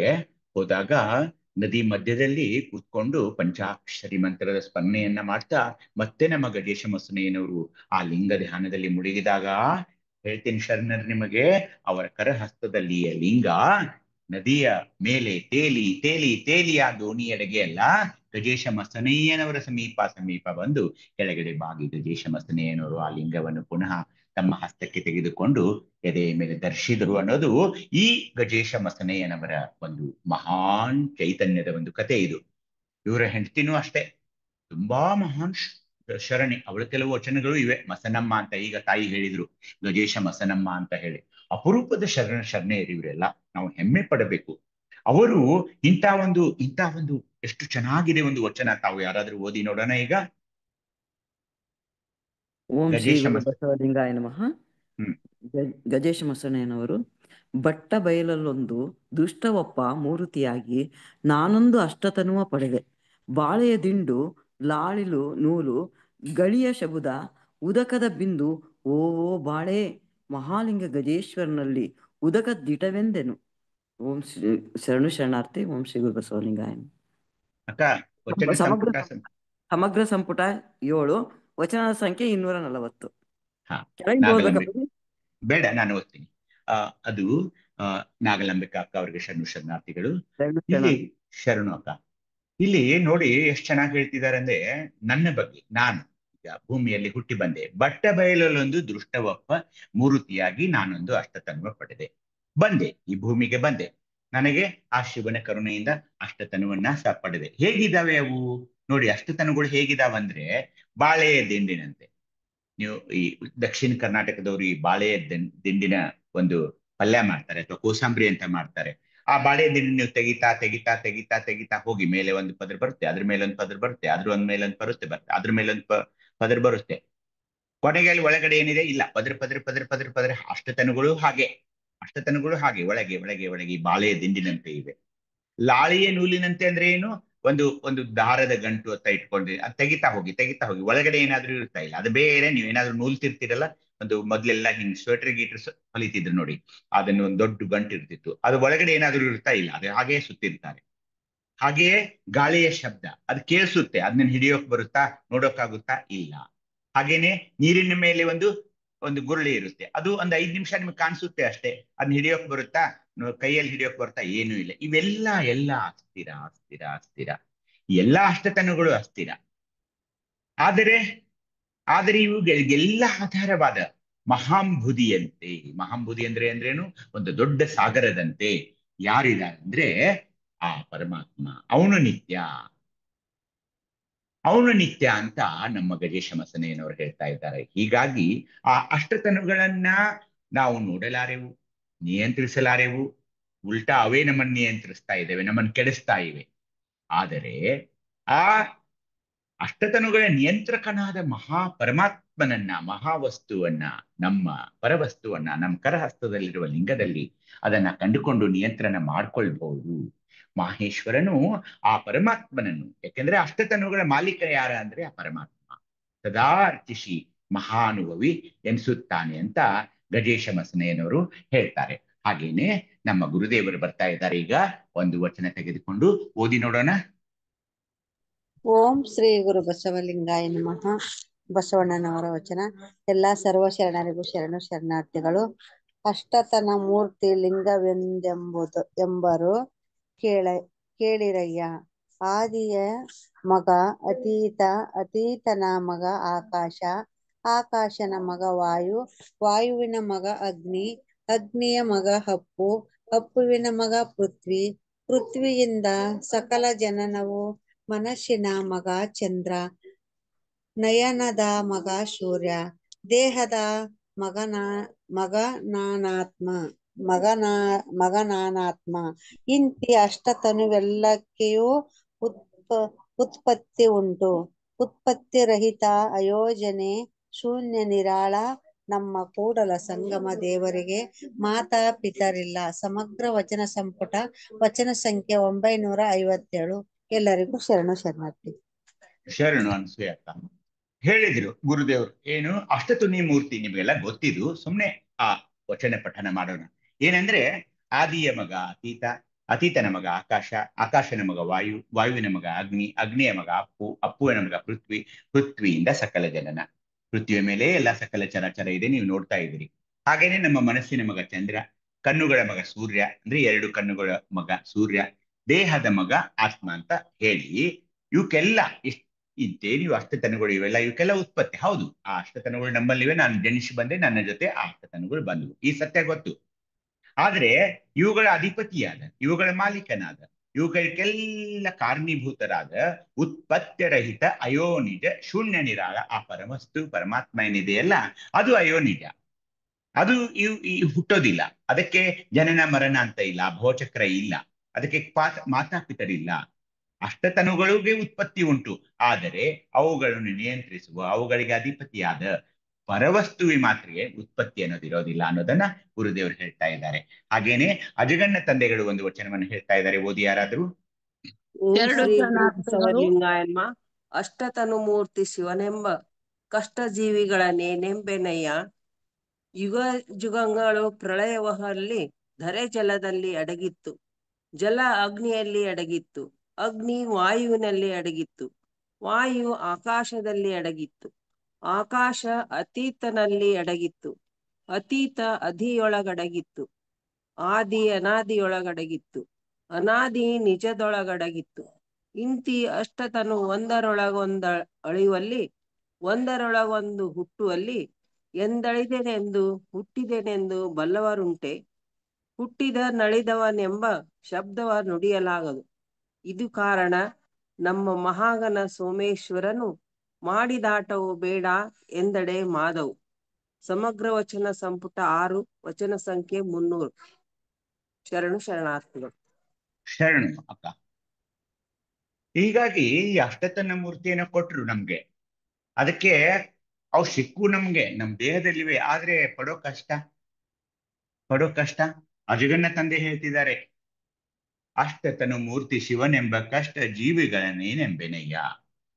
ಎಷ್ಟು ಕಷ್ಟ ಇದೆ ಅಷ್ಟತನು ಮೂರ್ತಿಗಳಿಂದ. ಅವೇನೋ ಇದೆ, ಅವಿಲ್ಲದೆ ನಮ್ ಜೀವನ ನಡೆಯೋದಿಲ್ಲ. ಆದ್ರೆ ಅವುಗಳ ಜೊತೆ ಬರುವ ಕಷ್ಟಗಳು, ಯುಗ ಜುಗಂಗಳು ಪ್ರಳಯವಹಲ್ಲಿ ಧರೆ ಜಲದಲ್ಲಿ ನಡಗಿತ್ತು, ಜಲೆ ಅಗ್ನಿಯಲ್ಲಿ ಅಡಗಿತ್ತು, ಅಗ್ನಿ ವಾಯುವಿನಲ್ಲಿ ಅಡಗಿತ್ತು, ವಾಯು ಆಕಾಶದಲ್ಲಿ ಅಡಗಿತ್ತು, ಆಕಾಶ ಅತೀತನ. ಈ ಕಡೆ ಏನು ಬಸವಣ್ಣನವರು ಹೇಳ್ತಾ ಇದ್ದಾರೆ, ಅದನ್ನ ಈ ಕಡೆಯಿಂದ ಅಜಗಣ್ಣ ತಂದೆಗಳು ಹೇಳ್ತಾ ಇದ್ದಾರೆ. वायू आकाश तेव्हा आजकालचं काल पण वचन वाचलं नाही, वचन लिहिले नाही.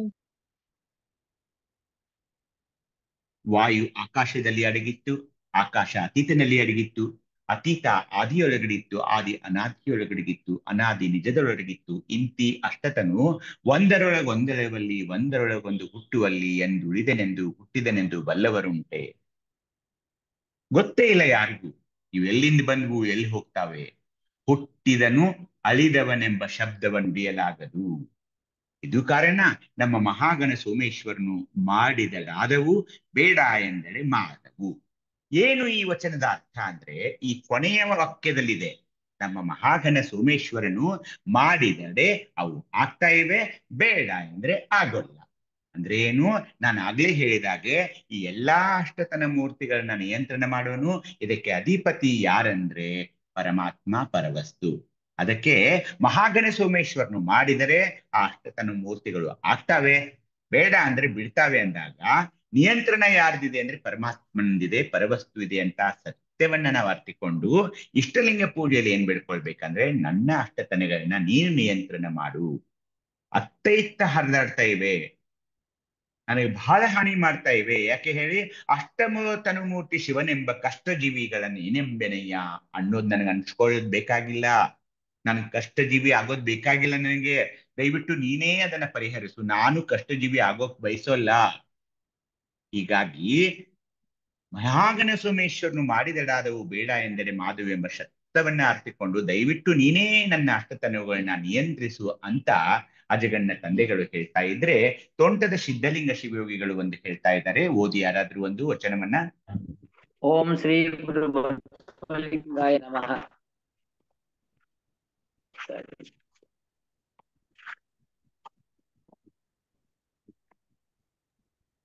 ಓದಿ ಸರ್ವಭೂಷಣ್ ಅನ್ನ.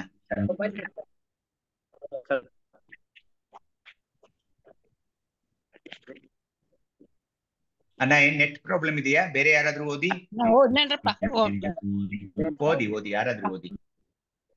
ಗುರು ಬಸವಲಿಂಗಾಯ ನಮಃ. ತೋಂಟದ ಸಿದ್ಧಲಿಂಗ ಶಿವಯೋಗಿಗಳು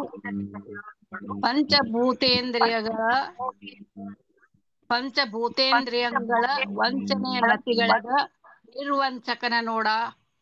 ತನುವ್ಯಸನ, ಮನವ್ಯಸನ, ಧನವ್ಯಸನ, ರಾಜ್ಯ ವ್ಯಸನ, ವಿಶ್ವವ್ಯಸನ, ಉತ್ಸಾಹ ವ್ಯಸನ, ಸೇವಕಾವ್ಯಸನವೆಂಬ ಸಪ್ತ ವ್ಯಸನಗಳ ಸಂಹಾರವ ಮಾಡಿದ ನಿರ್ವ್ಯಸನಿಯ ನೋಡ. ಷಡೂರ್ಮಿ ಷಡುವರ್ಗಗಳ ಹೊಡೆದಪ್ಪಳಿಸಿ ದಶವಾಯುಗಳ ಗಮನಾಗಮನದ ಶಿರವನರಿದ ಶಿವಜ್ಞಾನ ಸಂಪನ್ನನ ನೋಡ. ಅಷ್ಟತನು ಮೂರ್ತಿಗಳ ಒಳಹೊರಗೆ ತೊಳಗಿ ಬೆಳಗುವ ಸ್ವಯಂ ಜ್ಯೋತಿ ತಾನಾಗಿ ಅಷ್ಟತನು ಮೂರ್ತಿಯ ಮದಂಗಳ ಸುಟ್ಟುರುಯಿ ಒತ್ತಿ ವರೆಸಿದ ಉಪಮಾತೀತನ ನೋಡ. ಸರ್ವ ವಿಕಾರಗಳ ಗರ್ವ ಪರ್ವತವ ಮುರಿದು ನಿರ್ವಿಕಾರಿಯಾದ ನಿಶ್ಚಲ ವಿರಕ್ತನ ನೋಡ. ಒಳಹೊರಗೆಂಬ ಕುಳವಳಿದ ನಿಕ್ಕಳಂಕ ನಿರಾಕುಳನ ನೋಡ. ಅರುಹು ಮರ ಅಳಿದು ನಿರ್ದೇಹಿಯಾಗಿ ನಿರ್ಮಲಾತ್ಮಕನಾಗಿ ಲಿಂಗವನಪ್ಪಿ ಅಗಲದಿಪ್ಪ ಮಹಾತ್ಮ ಶರಣರಿಂಗೆ ನಮೋ ನಮೋ ಎಂದು ಬದುಕಿದೆನಯ್ಯ ಮಹಾಲಿಂಗ ಗುರು ಸಿದ್ದೇಶ್ವರ ಪ್ರಭುವೆ. ಸಮಗ್ರ ವಚನ ಸಂಪುಟ 11, ವಚನ ಸಂಖ್ಯೆ 476. ಎಲ್ಲರಿಗೂ ಶರಣಾರ್ಥಿಗಳು. ಶರಣು ಶಾಂತಕ. ಇಲ್ಲಿ ಶಿವಯೋಗಿಗಳು ಏನ್ ಹೇಳ್ತಿದ್ದಾರೆ ಅಂದ್ರೆ, ಪಂಚಮಹಾಭೂತಗಳಂತ ಏನಿವೆ ಅಲ್ಲ, ಅವುಗಳ ವಂಚನೆಯ ನತಿಗಳಿದ ನಿರ್ವಂಚಕನ ನೋಡ. ಇದೇ ಅಷ್ಟತನುಮೂರ್ತಿ ನಿರಸನ ಸ್ಥಳದಲ್ಲಿ ಆಗ್ಬೇಕಾಗ್ತಾ ಇದೆ. ಇವೇನ್ ಪಂಚಮಹಾಭೂತೇಂದ್ರಿಯಗಳು ಮಾಡೋ ಚೇಷ್ಟೆಗಳಿವೆಯಲ್ಲ, ಅವುಗಳು ಮಾಡುವ ವಂಚನೆಗಳಿವೆಯಲ್ಲ, ಅವುಗಳನ್ನ ಮಹೇಶ ಸ್ಥಳದಲ್ಲಿ ಇಷ್ಟಲಿಂಗ ಪೂಜೆಯಲ್ಲಿ ನಿರತನಾಗಿ ಅವುಗಳ ನಿರ್ವಂಚನೆ ಮಾಡ್ಕೊಳ್ಬೇಕು. ಅವುಗಳ ವಂಚನೆಗೆ ನಾವು ಬಲಿಯಾಗಬಾರದು. ಹಾಗೇನೆ ಸಪ್ತ ವ್ಯಸನಗಳಿವೆ. ತನುವ್ಯಸನ, ಮನವ್ಯಸನ, ಧನವ್ಯಸನ, ರಾಜ್ಯ ವ್ಯಸನ, ಇವೆಲ್ಲ ನೋಡಿದೀವಿ ನಾವು. ಇವೆಲ್ಲ ನೋಡಿದೀವಿ. ಸಪ್ತ ವ್ಯಸನಗಳ ಬಗ್ಗೆ ನಾವು ಅಭ್ಯಸನ ಮಾಡಿದೀವಿ. ಇವುಗಳನ್ನು ಸಹ ಎಲ್ಲ ಸಂಹಾರ ಮಾಡಬೇಕು, ಮಾಡಿಕೊಂಡು ನಿರ್ವ್ಯಸನಿ ಆಗ್ಬೇಕು. ಷಡೂರ್ಮಿ ಅಂದ್ರೆ ಇದೇನು ನೀರಿನ ದಾಹ, ಹಸಿವು, ಇವೆಲ್ಲ ಷಡೂರ್ಮಿಗಳ ಬರ್ತಾ ಇವೆ. ಷಡು ವರ್ಗಗಳ ಹೊಡೆದಪ್ಪಳಿಸಿ ದಶವಾಯುಗಳ ಗಮನಾಗಮನದ ಶಿರವನರಿದ ಶಿವಜ್ಞಾನ ಸಂಪನ್ನನ ನೋಡ. ಇವೆಲ್ಲ ಶಿವಯೋಗದಲ್ಲಿ ಮಾಡ್ಬೇಕು ನಾವು. ಷಡೂರ್ಮಿಯಾಗಿ ಅವನ್ನೆಲ್ಲ ದಶವಾಯುಗಳ ಮೇಲೆ, ಅವುಗಳ ಮೇಲೆ ನಿಯಂತ್ರಣ ಮಾಡಿಕೊಳ್ಳಬೇಕು. ಶಿವಜ್ಞಾನ ಸಂಪನ್ನನ ನೋಡ. ಅಷ್ಟತನುಮೂರ್ತಿಗಳ ಒಳಹೊರಗೆ ತೊಳಗಿ ಬೆಳಗುವ ಸ್ವಯಂ ಜ್ಯೋತಿ ತಾನಾಗಿ. ಅಷ್ಟತನುಮೂರ್ತಿಗಳ ಒಳಗೆ ಸರ್ಪಭೂಷಣ ಮ್ಯೂಟ್ ಮಾಡ್ಕೊಳ್ಳಿ. ಅಷ್ಟತನುಮೂರ್ತಿಗಳ ಒಳಹೊರಗೆ ತೊಳಗಿ ಬೆಳಗುವ ಸ್ವಯಂ ಜ್ಯೋತಿ ತಾನಾಗಿ ಅಷ್ಟತನುಮೂರ್ತಿಯ ಮದಂಗಳ ಬೇಕಾಗ್ತಾ ಇದೆ. ನಾವು ಒತ್ತಿ ವರಿಸಿದ ಆತನ ಅಂದ್ರೆ ನಾವೇನಾದ್ರೂ ಆ ಒಂದು ಶಿವಯೋಗದಲ್ಲಿ ಆ ಸಾಧನೆಯಲ್ಲಿ ಯಶಸ್ವಿಯಾದ್ರೆ ಆ ಒತ್ತಿ ವರ್ಷದ ಉಪಮಾತೀತನ ನೋಡ ಅಂತ ಹೇಳ್ತಾ ಇದ್ದಾರೆ.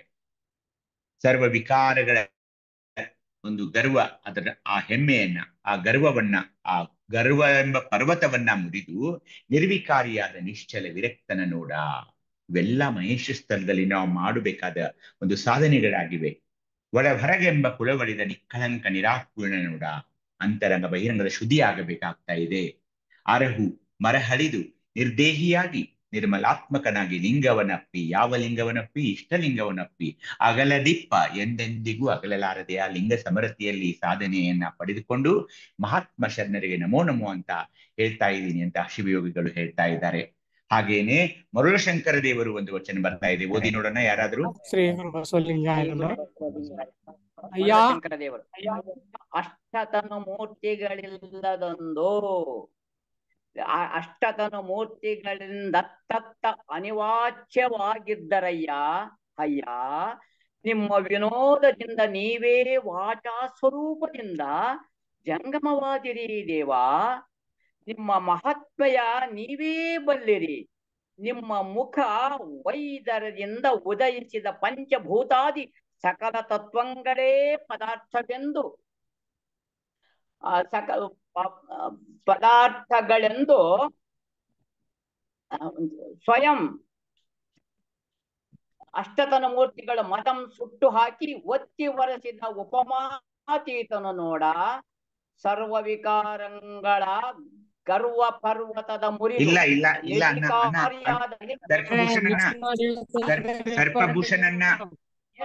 ಸರ್ಪಭೂಷಣನ್ನ ಈ ಕಡೆದಷ್ಟೇ ಓದಿ.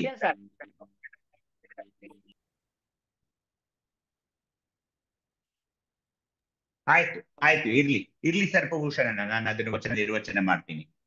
ಎಲ್ಲರಿಗೂ ಶರಣಾರ್ಥಿಗಳು. ಇಲ್ಲಿ ಮರುಳಶಂಕರ ದೇವರು ಅಫ್ಘಾನಿಸ್ತಾನದಿಂದ ಪ್ರಸಾದದ ಒಂದು ತತ್ವವನ್ನ ಅರಿಯಲು, ಅದರ ಮಹತ್ವವನ್ನ ಅರಿಯಲು ಅಫ್ಘಾನಿಸ್ತಾನದಿಂದ ಬಂದಂತ ಇದರ ಬಗ್ಗೆ ನಾವು 80 ಕಂತುಗಳಲ್ಲಿ ಮರುಳಶಂಕರ ದೇವರ ಅನುಭವ ಯಾತ್ರೆಯನ್ನು ನಾವು ನೋಡಿದ್ವಿ.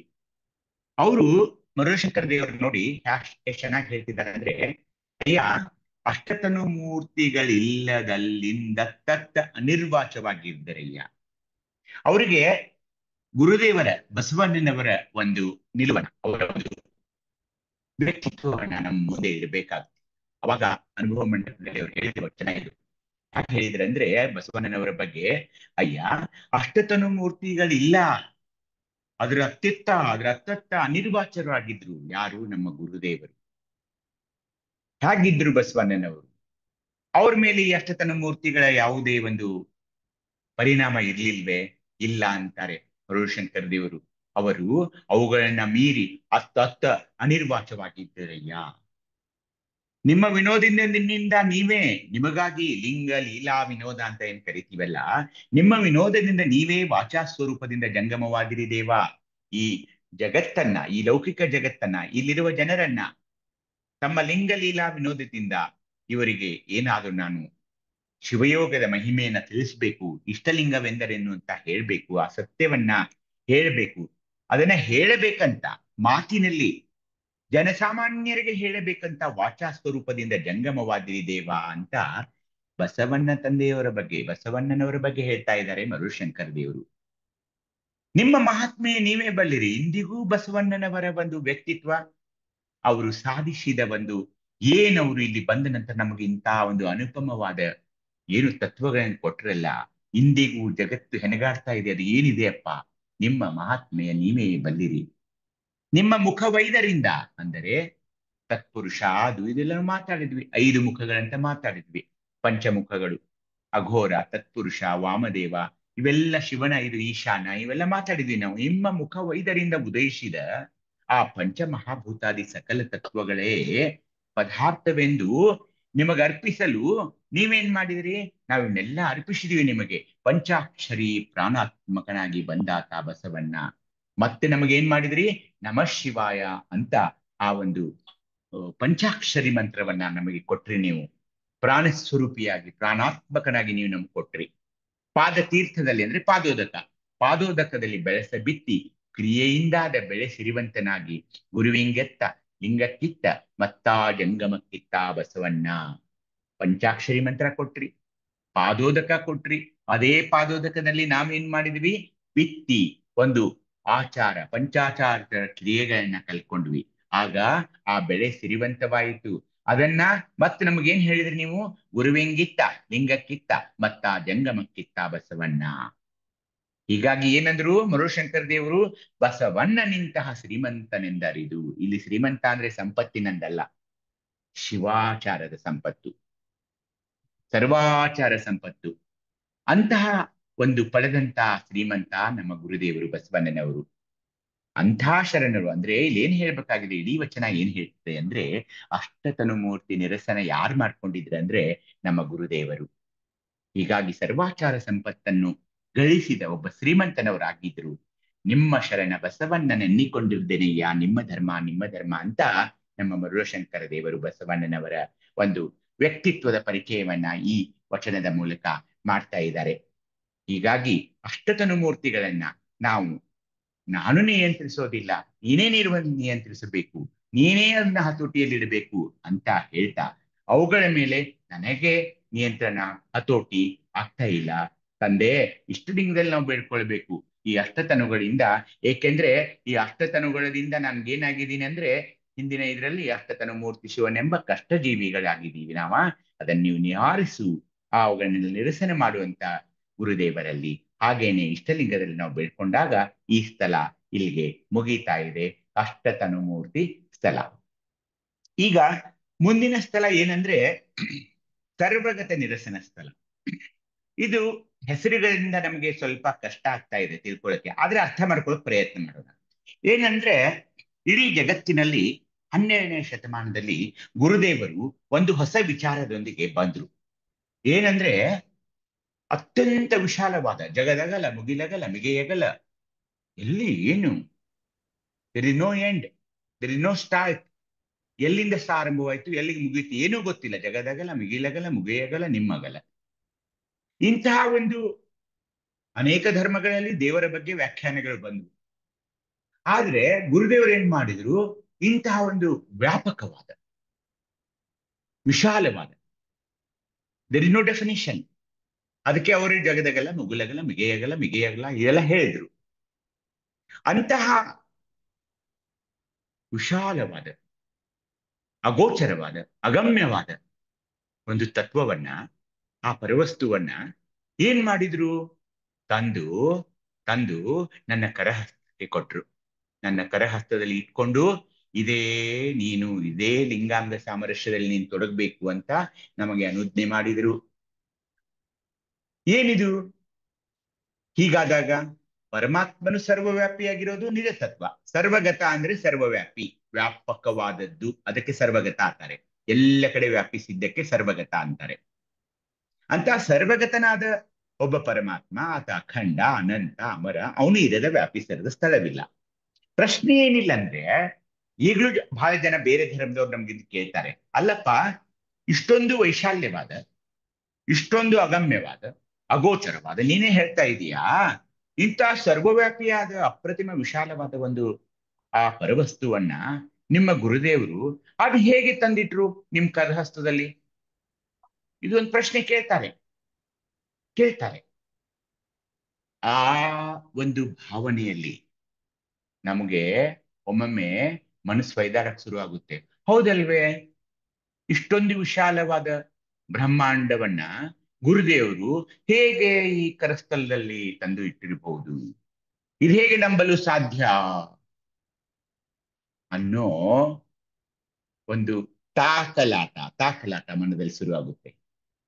ಹೇಗೆ ಈ ಇಷ್ಟಲಿಂಗದಲ್ಲಿ ಹೇಗೆ ಇದನ್ನ ತಂದಿಟ್ರು ಕರಸ್ಥಲದಲ್ಲಿ? ಇಷ್ಟೊಂದು ಚಿಕ್ಕವಾದ ಲಿಂಗದಲ್ಲಿ, ಒಂದು ಕರಹಸ್ತದಲ್ಲಿ ಇಡೀ ಬ್ರಹ್ಮಾಂಡವನ್ನ ಇಲ್ಲಿ ತಂದಿಟ್ರಲ್ಲ. ಈ ಭಾವನೆ ನಮ್ಮಲ್ಲಿ ಮೂಡಬಾರದು ಅನ್ನೋದೇ ಸರ್ವಗತ ನಿರಸನ ಸ್ಥಳ. ನೋಡಿ, ನಿಮ್ಗೆ ಅರ್ಥ ಆಗ್ತಾ ಇದೆ ಅಂತ ನಾನು ಇಟ್ಕೊಂಡಿದ್ದೀನಿ. ಸ್ವಲ್ಪ ಅರ್ಥ ಮಾಡ್ಕೊಳ್ಳೋ ಪ್ರಯತ್ನ ಮಾಡ್ಬೇಕು.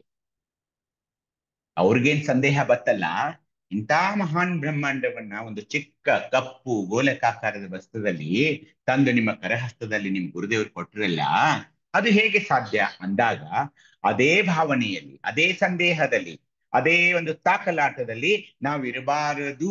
ಆ ಒಂದು ಭಾವನೆಯನ್ನ ನಿರಸನ ಮಾಡಿಕೊಳ್ಳೋದೇ, ನಷ್ಟವನ್ನು ಮಾಡಿಕೊಳ್ಳೋದೇ ಸರ್ವಗತ ನಿರಸನ ಸ್ಥಳವಾಗಿದೆ ಬಂಧುಗಳೇ. ಅದನ್ನ ದೇವನ ಸರ್ಗತ್ವವನ್ನ, ಸರ್ವವ್ಯಾಪ್ತಿಯನ್ನ ನಿರಸನ ಮಾಡಲಾಗಿದೆ. ಅಂದ ತಕ್ಷಣ ದೇವನು ವ್ಯಾಪಕವಾಗಿಲ್ಲ, ಎಲ್ಲ ಕಡೆ ಅವನು ಇಲ್ಲ ಅನ್ನೋದಲ್ಲ, ಆತರ ಅಲ್ಲ. ಆದರೆ ಆ ಒಂದು ತತ್ವವನ್ನ, ವ್ಯಾಪಕವಾದ ಆ ದೇವರನ್ನ ನನ್ನ ಕರಹಸ್ತದಲ್ಲಿ ಹೇಗೆ ತಂದ್ರು, ಆ ವ್ಯಾಪಕವಾದ ಒಂದು ಪರವಸ್ತು ಚುಳುಕಾಗಿ, ಕುರುಹಾಗಿ, ಅರಿವಿನ ಕುರುಹಾಗಿ ನನ್ನ ಕರಹಸ್ತದಲ್ಲಿ ಹೇಗೆ ಬಂದಿರಬಹುದು ಎಂಬ ಕೊಂಚ ಸಂದೇಹ ಸುದ ನಮ್ಮಲ್ಲಿ ಮೂಡಬಾರದು. ಅದೇ ಸರ್ವಗತ ನಿರಸನ ಸ್ಥಳ. ಈಗಲೂ ಯುವಕ ಯುವತಿಯರು ಕೇಳ್ತಾರೆ, ಏನು ಆ ದೇವರ ರೂಪದಲ್ಲಿ ಇದನ್ನೇ ಕರಹಸ್ತದಲ್ಲಿ ನೀವು ಇಟ್ಕೋತೀರಿ, ಇದು ಹೇಗೆ ಸಾಧ್ಯ? ಅಂದಾಗ ಅದಕ್ಕೆ ಉತ್ತರವಾಗಿ 2 ವಿಷಯ ಹೇಳಬೇಕು. ಒಂದು ಅಂತರಂಗ, ಇಷ್ಟಲಿಂಗದ ಅಂತರಂಗ ಬಗ್ಗೆ ಚನ್ನಬಸವಣ್ಣನವರು ವಚನವನ್ನ ನಾವು ಎಲ್ಲವೂ ನೋಡಿದೆ. ಅದರಲ್ಲಿ ಏನಿದೆ, ಅದರ ವೃತ್ತ, ವರ್ತುಳ, ಕಟಿ, ಗೋಮುಖ ಅವೆಲ್ಲ ನಿಮ್ಗೆ ತಿಳಿಸಿ ಆಗಿದೆ. ಅದೇನು ಅದೊಂದು ವಚನದಲ್ಲಿ ಹೇಳ್ಬೇಕು. ಈ ಕರಹಸ್ತದ ಒಳಗೆ, ನನ್ನ ಕರಹಸ್ತದಲ್ಲಿ ಬಂದಿರುವಂತಹ ಇಷ್ಟಲಿಂಗದ ಒಳಗಿದೆ ಏನಿದೆ ಅಂದ್ರೆ ಅದನ್ನೆಲ್ಲ ಹೇಳೋದಲ್ಲದೆ, ಸರ್ವಗತ ನಿರಸ್ತನ ಸ್ಥಳದಲ್ಲಿ ನಾನು ಏನ್ ಮಾಡ್ಕೊಂಡಿದ್ದೀನಿ ಅಂದ್ರೆ ಆ ದೇವನ ವ್ಯಾಪಕತ್ವವನ್ನ ನನ್ನ ಇಷ್ಟಲಿಂಗದಲ್ಲಿ ಹಾಕಿಕೊಂಡು ಅವನ ಸರ್ವವ್ಯಾಪ್ತಿಯನ್ನ ಸರ್ವಗತ್ವವನ್ನ ಆ ತತ್ವವನ್ನ ನಾನು ಇಲ್ಲಿ ನಿರಸನೆ ಮಾಡ್ತಾ ಇದ್ದೀನಿ. ಅಂದ ತಕ್ಷಣ ದೇವರು ವ್ಯಾಪಕವಾಗಿಲ್ಲ ಅಥವಾ ಅವನು ಸರ್ವವ್ಯಾಪ್ತಿ ಆಗಿಲ್ಲ ಅಂತ ಆ ರೀತಿಯೆಲ್ಲ ಹಾಗೆ ಭಾವಿಸಬಾರ್ದು. ಹಾಗೆ ಭಾವಿಸಬಾರ್ದು ಅಂತ ಇನ್ನೊಂದು ಮುಂದಿನ ಸ್ಥಳ ಬರ್ತಾ ಇದೆ, ಶಿವ ಜಗನ್ಮಯ ಸ್ಥಳ ಅಂತ. ಅವನು ಎಲ್ಲವೂ ವ್ಯಾಪಕವಾಗಿದ್ದಾನೆ, ಎಲ್ಲರಲ್ಲಿಯೂ ಇದ್ದಾನೆ, ಜಗದ್ವ್ಯಾಪಿಯಾಗಿದ್ದಾನೆ ಅನ್ನೋದಕ್ಕೆ ಜಗನ್ಮಯ ಸ್ಥಳ ಅಂತಾನೆ. ಇದರನ್ನ ಮುಂದಿನ ಸ್ಥಳವಾಗಿ ಅದು ಬರ್ತಾ ಇದೆ, ಜಗನ್ಮಯ ಸ್ಥಳ ಅಂತ. ಆದ್ರೆ ಸದ್ಯಕ್ಕೆ ಈ ಸ್ಥಳದಲ್ಲಿ ಏನ್ ಮಾಡ್ಕೋಬೇಕಂದ್ರೆ ಸರ್ವಗತ ನಿರಸನ ಸ್ಥಳ ಅಂದ್ರೆ ಆ ದೇವನ ವ್ಯಾಪಕತ್ವವನ್ನ ನಾನು ಇಲ್ಲಿ ಸ್ವಲ್ಪ ನಿರಸನ ಮಾಡಿ, ಅಂದ್ರೆ ನನ್ನ ಕರಹಸ್ತದಲ್ಲಿ ಲಿಂಗದ ರೂಪದಲ್ಲಿ ಅವನನ್ನ ನಾನು ಪ್ರತಿಷ್ಠಾಪಿಸಿಕೊಳ್ತಾ ಇದ್ದೀನಿ ಅನ್ನೋದು ಈ ಸ್ಥಳ ಹೇಳ್ತಾ ಇದೆ. ಪಂಚಮುಖವುಳ್ಳ ಪರಮೇಶ್ವರನು ಸರ್ವಜೀವಿಗಳಲ್ಲಿ ಇರ್ತಾನೆ, ಸರ್ವವ್ಯಾಪಿಗೆ ಇರ್ತಾನೆ. ಅದು ನಿಮ್ಗೆಲ್ಲರಿಗೂ ಗೊತ್ತು. ಈಗ ಸೂರ್ಯಪ್ರಕಾಶ ಎಲ್ಲ ಕಡೆ ಹರಡಿರುತ್ತೆ, ಆದ್ರೆ ಕನ್ನಡಿಯಲ್ಲಿ ನೋಡಿದಾಗ ಆ ಸೂರ್ಯ ಅತ್ಯಂತ ಚಿಕ್ಕದಾಗಿ ಕಾಣಿಸ್ತಾನೆ. ಹಾಗೇನೆ ಇದು ಗುರು, ಲಿಂಗ, ಜಂಗಮ ಅಲ್ಲಿ ಈ ತತ್ವ ಪ್ರಕಟ ಆಗ್ತಾ ಇದೆ. ಮಹೇಶ್ವರನಿಗೆ ಏನ್ ಅರ್ಥ ಮಾಡ್ಕೋಬೇಕಂದ್ರೆ ತನ್ನ ಇಷ್ಟಲಿಂಗದಲ್ಲಿ ಪರವಸ್ತುವಿನ ಪರಮನ ಪರಿಚ್ಛಿನ್ನತಾ ಸ್ವರೂಪವನ್ನು ಕಂಡು, ಆ ಗುರುದೇವರು ನಮಗೇನ್ ಹೇಳಿದ್ರು ಅದೇ ಭಾವನೆಯಲ್ಲಿ ಕಂಡು ಅತ್ಯಂತ ಭಯಭಕ್ತಿಯಿಂದ ನಾವು ಅರ್ಚಿಸ್ಬೇಕು. ಗುರು ಕಾರುಣ್ಯ ಪಡೆದ ಶಿಷ್ಯನ ಮಸ್ತಕದ ಚಿತ್ಕಲೆಯೇ ಪರಂಜ್ಯೋತಿರ್ಲಿಂಗವಾದ ಸದ್ಗುರುವಿನ ಹಸ್ತ ಸಂಯೋಗದಿಂದ ಭಾವದಳು ಇಂಬುಗೊಂಡಿತ್ತು. ಯಾವಾಗ ಗುರು ನನ್ನ ಮಸ್ತಕದ ಮೇಲೆ ಏನ್ ಕೈ ಇಟ್ನೋ, ಆ ಕೈ ಇಟ್ಟಾಗ ಆ ಚಿತ್ಕಳೆ ಪರಂಜ್ಯೋತಿರ್ಲಿಂಗವಾದ ಸದ್ಗುರುವಿನ ಹಸ್ತ ಸಂಯೋಗದಿಂದ ನನ್ನ ಭಾವದಲ್ಲಿ ಇಂಬುಕೊಂಡಿತ್ತು. ಬಳಿಕ ಅದು ನನ್ನ ಇಡೀ ಮನವನ್ನೆಲ್ಲ ಆವರಿಸಿ, ಬಳಿಕ 2 ಕಣ್ಣುಗಳಲ್ಲಿ ಬಂದು ಕಣ್ಣುಗಳಿಂದ ಅತ್ತಿಂದ ಕಂಗಳಲ್ಲಿ ಅವತರಿಸಿ ಕರಸ್ಥಲ ಕಮಲದಲ್ಲಿ ದೃಷ್ಟವಾದ ಇಷ್ಟಲಿಂಗವಾಗಿ ಪರಿಣಮಿಸಿತು. ಗುರು ಯಾವಾಗ ನನ್ನ ತಲೆಯ ಮೇಲೆ ಕೈಯನ್ನು ಇಟ್ನೋ, ಕೈಯಲ್ಲಿ ಇಟ್ಟತಕ್ಕದ ಹಸ್ತಮಸ್ತಕ ಸಂಯೋಗವಾಯಿತೋ, ಅವಾಗ ಅವನು ಕೈಯನ್ನು ಏನು ಶಿಷ್ಯನ ತಲೆ ಮೇಲೆ ಇಟ್ಟಿರ್ತಾನೋ ಅವನು ಏನ್ ಮಾಡ್ತಾನೆ, ಶಿಷ್ಯನ ಭಾವದಲ್ಲಿ ಆ ಪರಂಜ್ಯೋತಿರ್ಲಿಂಗವನ್ನ ಪ್ರತಿಷ್ಠಾಪನೆ ಮಾಡ್ತಾನೆ. ಹೀಗೇ ಇರ್ತಾನೆ. ಓಂ ನಮಃ ಶಿವಾಯ ಅಂತ ಆ ಮಂತ್ರದಿಂದ ಏನ್ ಮಾಡ್ತಾನೆ, ತನ್ನಲ್ಲಿ ಈಗಾಗಲೇ ಆ ಭಾವನೆಯ ಅವನಲ್ಲಿ ಈಗಾಗಲೇ ಆ ಸಾಕ್ಷಾತ್ಕಾರತೆ ಆಗಿದೆ. ಆದ್ದರಿಂದಲೇ ಆ ಗುರು ಕಾರುಣ್ಯ ಅವನೇನ್ ಮಾಡ್ತಾನೆ, ಶಿಷ್ಯನ ತಲೆಯ ಮೇಲಿಟ್ಟು ಅದನ್ನ ಅವನು ತನ್ನ ಎಲ್ಲಾ ಸದ್ಭಾವನೆಯನ್ನ ಶಿಷ್ಯನಲ್ಲಿ ಕರುಣಿಸುವಾಗ ಆ ಶಿವಭಾವ ಇಡೀ ಶಿಷ್ಯನ ಮನವನ್ನೆಲ್ಲ ಒಳಗೊಂಡು ಆತನ ಕಣ್ಣುಗಳಲ್ಲಿಯೂ ಸಾವು ಆವರಿಸಿ ಆ ಕಣ್ಣುಗಳಿಂದ ಹೀಗೆ ನಾನು ಇಷ್ಟಲಿಂಗವನ್ನು ನೋಡಿಸುತ್ತಿರುವಾಗ ಗುರು ಕಾರುಣ್ಯದಿಂದ ಕರಸ್ಥಲ ಕಮಲದಲ್ಲಿ ಅದು ಅವನೇನ್ ಕರ್ಣಿಸ್ತಾನಲ್ಲ, ಗುರು ಕಾರುಣ್ಯದಿಂದ ನನ್ನ ಇಷ್ಟಲಿಂಗದಲ್ಲಿ ಆ ಚಿತ್ಕಲೆ ಕಾಣಲು ಆರಂಭಿಸ್ತಾ ಇದೆ. ಹೀಗಾಗಿ ಗುರು ಕಾರುಣ್ಯನೂ ಇದಕ್ಕೆ ಬೇಕು ಅನ್ನೋದು ಇಲ್ಲಿ ಹೇಳ್ತಾ ಇದ್ದಾರೆ. ಹೇಗೆ ಇದೆ ಅದು ಅನ್ನೋದನ್ನ ಬಸವಣ್ಣನವರು ಹೇಳ್ತಾ ಇದ್ದಾರೆ. ಯಾರಾದ್ರೂ ಓದಿ ಬಸವಣ್ಣನವರ ವಚನವನ್ನ ಈಗ. ಓಂ ಶ್ರೀ ಗುರು ಬಸವಲಿಂಗಾಯ ನಮಃ. ಸರ್ವರಿಗೂ ಭಕ್ತಿಯ ಶರಣಾರ್ಥಿಗಳು. ಕಲ್ಲೊಳಗೆ ಹೊನ್ನುಂಟು, ಮರದೊಳಗೆ ಅಗ್ನಿ ಉಂಟು, ನೊರೆವಾಲೊಳಗೆ ತುಪ್ಪ ಉಂಟು, ಅಂತರಾಮಿಯಲ್ಲಿ ಶಿವನಿಹನು ಇದೇನು ಕಾರಣ, ಕತ್ತಲೆ ಕಾಣಬಾರದು ತೋರಬಲ್ಲ ಗುರು ಸುಳಿಯನು ಕೂಡಲ ಸಂಗಮ ದೇವ. ಸಮಗ್ರ ವಚನ ಸಂಪುಟ ವಚನ ಸಂಖ್ಯೆ 1136. ಬಸವಣ್ಣನವರು ಗುರುದೇವರು ಏನ್ ಹೇಳಿದ್ರು ಅಂದ್ರೆ ಅದು ಹೇಗಿದೆ, ಆ ಚಿತ್ಕಳೆ ಹೇಗಿದೆ ಅಂದ್ರೆ ಕಲ್ಲೊಳಗೆ ಹೊನ್ನುಂಟು. ಈಗ ಕೋಲಾರ ಚಿನ್ನದ ಗಣಿ ಅಂತ ಹೇಳ್ತೀವಿ, ಹಟ್ಟಿಯ ಬಂಗಾರದ ಗಣಿಗಳ ಬಗ್ಗೆ ಮಾತಾಡ್ತೀವಿ. ಅದು ಕಾಣಿಸುತ್ತಾ ಅಲ್ಲಿ ಹೋದ್ರೆ ಕಲ್ಲೊಳಗೆ ಮಿನುಮಿನುಗುತ್ತೆ, ಬಾ ತಗೋ ಅಂತ ಏನ್ ಕಲ್ಲು ಹೇಳ್ತಾ ಇಲ್ಲ. ಆದರೂ ಕಲ್ಲೊಳಗೆ ಹೊನ್ನಿರೋದು ನಿಜಾನೇ. ಕಾಷ್ಟದಲ್ಲಿ ಅಂದ್ರೆ ಮರದೊಳಗೆ ಒಣಗಿದ ಕಟ್ಟಿಯೊಳಗೆ ಅಗ್ನಿ ಇದೆ. ಹೇಗೆ ನಾವು ಅಗ್ನಿನ ತಕ್ಷಣ ಮುಟ್ಟಿದ ತಕ್ಷಣ ಅದು ಜ್ವಾಲೆ ಏಳ್ತಾ ಇದೆ. ಹಾಲೊಳಗೆ ತುಪ್ಪ ಇದೆ, ಹಾಗಂತ ಹಾಲು ಮುಂದಿಟ್ಕೊಂಡು ತುಪ್ಪ ಕೊಡು ಅಂದ್ರೆ ಆಗುತ್ತಾ? ಅದಕ್ಕೊಂದು ಪ್ರೊಸೆಸ್ ಇರ್ತಾ ಇದೆ. ಅದನ್ನ ಕಾಯಿಸಬೇಕು, ಕನೆ ತೆಗೆದುಕೊಳ್ಳಬೇಕು, ಕಡಿಬೇಕು, ಮೊಸರು, ಮಜ್ಜಿಗೆ ಅದೆಲ್ಲ ಬೆಣ್ಣೆ ತುಪ್ಪ ಶುರು ಆಯ್ತು. ಆದ್ರೆ ಹಾಲೊಳಗೆ ತುಪ್ಪ ಇಲ್ಲ ಅನ್ನೋಕ್ ಬರುತ್ತಾ? ಇಲ್ಲ. ಹಾಗೇನೆ ನಮ್ಮ ಆಂತರ್ಯದಲ್ಲಿ ಶಿವನಿಹನು. ಇದೇನು ಕಾರಣ? ಕತ್ತಲೆ ಕಾಣಬಾರದು, ತೋರಬಲ್ಲ ಗುರು ಸುಳಿಯನು. ಹೀಗಾಗಿ ಆ ಗುರು ಬೇಕಾಗ್ತಾ ಇದ್ದಾನೆ, ತೋರಬಲ್ಲ ಗುರು ಸುಳಿಯನು. ಗುರುದೇವರು ಹೇಳ್ತಾ ಇದ್ದಾರೆ, ತೋರಬಲ್ಲ ಗುರು ಸುಳಿಯನಲ್ಲ ಅಂತ ಗುರುವಿನ ಸಾನ್ನಿಧ್ಯ ನಮಗೆ ಬೇಕು, ಕರುಣೆ ಬೇಕು. ಇದೇನು ಕಾರಣ? ಕತ್ತಲೆ ಕಾಣಬಾರದು. ಆ ಕತ್ತಲೆಯನ್ನ ನೀಗಿಸಲು, ಆ ಕತ್ತಲೆಯನ್ನ ಪರಿಹರಿಸಲು ಒಬ್ಬ ಗುರು ಬೇಕಾಗ್ತಾ ಇದ್ದಾನೆ. ಆದರೆ ಅವನು ಇಲ್ಲ ಅನ್ನೋದು ತಪ್ಪಾಗುತ್ತೆ. ಆ ಶಿವತತ್ವ, ಶಿವ ನಮ್ಮ ಆಂತರ್ಯದಲ್ಲಿ ಇಲ್ಲ ಅನ್ನೋದು ತಪ್ಪಾಗುತ್ತೆ. ಅವನು ಹೇಗಿದ್ದಾನೆ? ಕಲ್ಲೊಳಗೆ ಚಿನ್ನದಂತೆ, ಮರದೊಳಗೆ ಅಗ್ನಿಯಂತೆ, ಹಾಲೊಳಗಿನ ತುಪ್ಪದಂತೆ ಇರ್ತಾ ಇದ್ದಾನಂತೆ ಗುರುದೇವರೇ ಹೇಳ್ತಾ ಇದ್ದಾರೆ. ಅವರೇ ಇನ್ನೊಂದು ಎಷ್ಟು ಚೆನ್ನಾಗಿ ಹೇಳ್ತಿದ್ದಾರೆ. ಈ ಕಡೆ ಒಂದು ವಚನದಲ್ಲಿ ಯಾರಾದ್ರೂ ಓದಿ. ಓಂ ಶ್ರೀ ಗುರು ಓಂ ಶ್ರೀ ಗುರು ಬಸವಲಿಂಗಾಯ ನಮಃ. ಎನ್ನ ಅಯ್ಯ ಎನ್ನ ಹೃದಯದಲ್ಲಿ ಪರಮ ಚಿದ್ಗಳ ಹಸ್ತಮಸ್ತಕ ಸಂಯೋಗದಿಂದ ಕೂಡಿ ಮಹಾಬೆಳಗ ಮಾಡಿದಿರಲ್ಲ. ಅಯ್ಯ ಎನ್ನ ಮಸ್ತಕದೊಳಗೊಂದು ಕೂಡಿದ ಮಹಾಬೆಳಗ ತಂದು ಭಾವದೊಳಗಿಂಬಿಟ್ಟಿರಲ್ಲ. ಅಯ್ಯ ಎನ್ನ ಭಾವದೊಳಗೆ ಕೂಡಿದ ಮಹಾಬೆಳಗ ತಂದು ಮನಸ್ಸಿನೊಳಗಿಂಬಿಟ್ಟಿರಲ್ಲ. ಅಯ್ಯ ಎನ್ನ ಮನಸ್ಸಿನೊಳಗೆ ಕೂಡಿದ ಮಹಾಬೆಳಗ ತಂದು ಕಂಗೊಳಗಿಂಬಿಟ್ಟಿರಲ್ಲ. ಅಯ್ಯ ಎನ್ನ ಕಂಗೊಳು ಕೂಡಿದ ಮಹಾಬೆಳಗ ತಂದು ಕರಸ್ಥಳದೊಳಗಿಂಬಿಟ್ಟಿರಲ್ಲ. ಅಯ್ಯ ಎನ್ನ ಕರಸ್ಥಳದಲ್ಲಿ ಥಳಿಸಿ ಬೆಳಗಿ ಹೊಳೆಯುತ್ತಿದ್ದ ಅಖಂಡ ತೇಜವನೇ ಇಷ್ಟಲಿಂಗವೆಂಬ ದೃಷ್ಟವ ತೋರಿ ನಿಶ್ಚಯವ ತೋರಿದಲ್ಲಿ ಸೃಜಿಸಿದಿರಲ್ಲ. ಅಯ್ಯ ಎನ್ನ ಶ್ರೋತ್ರದಲ್ಲಿ ಸೃಜಿಸಿದ ಸುಮಂತ್ರಗೊಳಗೆ ನೀವು ನಿಮ್ಮ ಮಹತ್ವದ ಹುದುಗಿದಿರಲ್ಲ. ಅಯ್ಯ ಎನ್ನ ಆರಾಧ್ಯ ಕೂಡಲ ಸಂಗಮ ದೇವ, ಎನ್ನೊಳಗೆ ನಿಮ್ಮಿರವ ಈ ಪರಿಯಲ್ಲಿ ಕಾಣಿಸುತ್ತಿದ್ದಿರಲ್ಲ. ಸಮಗ್ರ ವಚನ ಸಂಪುಟ 1, ವಚನದ ಸಂಖ್ಯೆ 986. ಶರಣಾರ್ಥಿಗಳು. ಶರಣು ಸಿದ್ದು ಅಣ್ಣ. ಹೀಗೆ ನೋಡಿ, ಇದೇ ಸರ್ವಗತ ನಿರಸನ ಸ್ಥಳ. ಹೇಗೆ ನಾನು ಮಾಡಿದೆ, ಹೇಗೆ ನಿಮಗೆ ಆ ಅರಿವಿನ ಕುರುಹನ್ನ ಕೊಟ್ಟೆ, ಹೇಗೆ ಆ ಚುಳುಕನ್ನ ನಿಮ್ಮಲ್ಲಿ ಕರುಣಿಸಿದೆ ಅನ್ನೋದನ್ನ ಗುರುದೇವರು ಹೇಳ್ತಿದ್ದಾರೆ. ಅದು ಎಲ್ಲಿತ್ತು? ನನ್ನ ಹೃದಯದಲ್ಲಿ ವ್ಯಾಪ್ತವಾಗಿ ಪರಮ ಚಿದ್ಬೆಳಗಾಗಿತ್ತದನ್ನ. ಅದನ್ನ ನಾನೇನ್ ಮಾಡಿದೆ ಗುರುದೇವರಾಗಿ, ನಾನೊಬ್ಬ ಗುರುವಿನಾಗಿ ನಿಮಗೆ ಹೇಗೆ ಕೊಟ್ಟೆ ಅಂದ್ರೆ, ಹಸ್ತಮಸ್ತಕ ಸಂಯೋಗದಿಂದ ನಿಮ್ಮಲ್ಲಿ ಕೊಟ್ಟೆ. ಅದನ್ನ ಮಹಾಬೆಳಗನ್ನು ಕೊಟ್ಟೆ. ಹೇಗೆ? ಯಾವಾಗ ಗುರು ಆ ಶಿಷ್ಯನ ತಲೆಯ ಮೇಲೆ ಅದನ್ನ ಇಟ್ಟಲ್ಲ, ಮಹಾಬೆಳಗ ತಂದು ಭಾವದೊಳಗೆ ಇಂಬಿಟ್ಟಿದಲ್ಲ. ಆ ಗುರುವಿನಿಗೆ ಆ ಭಾವನೆ ಇರಬೇಕು. ಆ ಶಿವಭಾವನೆಯನ್ನ ನಾನು ಶಿಷ್ಯನ ಹಸ್ತಮಸ್ತಕ ಸಂಯೋಗದಿಂದ ಅವನ ಭಾವದಲ್ಲಿ ನಾನು ಹಾಕ್ಬಿಡ್ತಾ ಇದ್ದೀನಿ. ಯಾವುದು? ಆ ಪರಮ ಚಿದ್ಬೆಳಗನ್ನ, ಪರವಸ್ತುವಿನ ಪರಮ ಚಿದ್ಬೆಳಗನ್ನ ಗುರುವು ಶಿಷ್ಯನ ಭಾವದೊಳಗೆ ಇಂಬಿಟ್ಟಬೇಕಾಗ್ತಾ ಇದೆ. ಯಾವಾಗ ಭಾವದೊಳಗೆ ಕೂಡಿದ ಮಹಾಬೆಳಗ ತಂದು ಆ ಭಾವದಲ್ಲಿ ನಮ್ಮಲ್ಲಿ ಆ ಗುರು ಒಳಗೆ ಬಿಟ್ಟಾಗ ಮನಸ್ಸಿನಲ್ಲೆಲ್ಲ ಆ ಪರಮ ಚಿದ್ಬೆಳಗ. ಅದೇ ಪರಮ ಚಿದ್ಬೆಳಗ ಈ ಕಣ್ಣೊಳಗೆ ಬರ್ತಾ ಇದೆ. ಆ ಚಿದ್ಬೆಳಗ ಈಗ ಕರಸ್ಥಲ ನೋಡಿ, ಈಗ ಕಣ್ಣಲ್ಲಿ ಬಂದಿದೆ.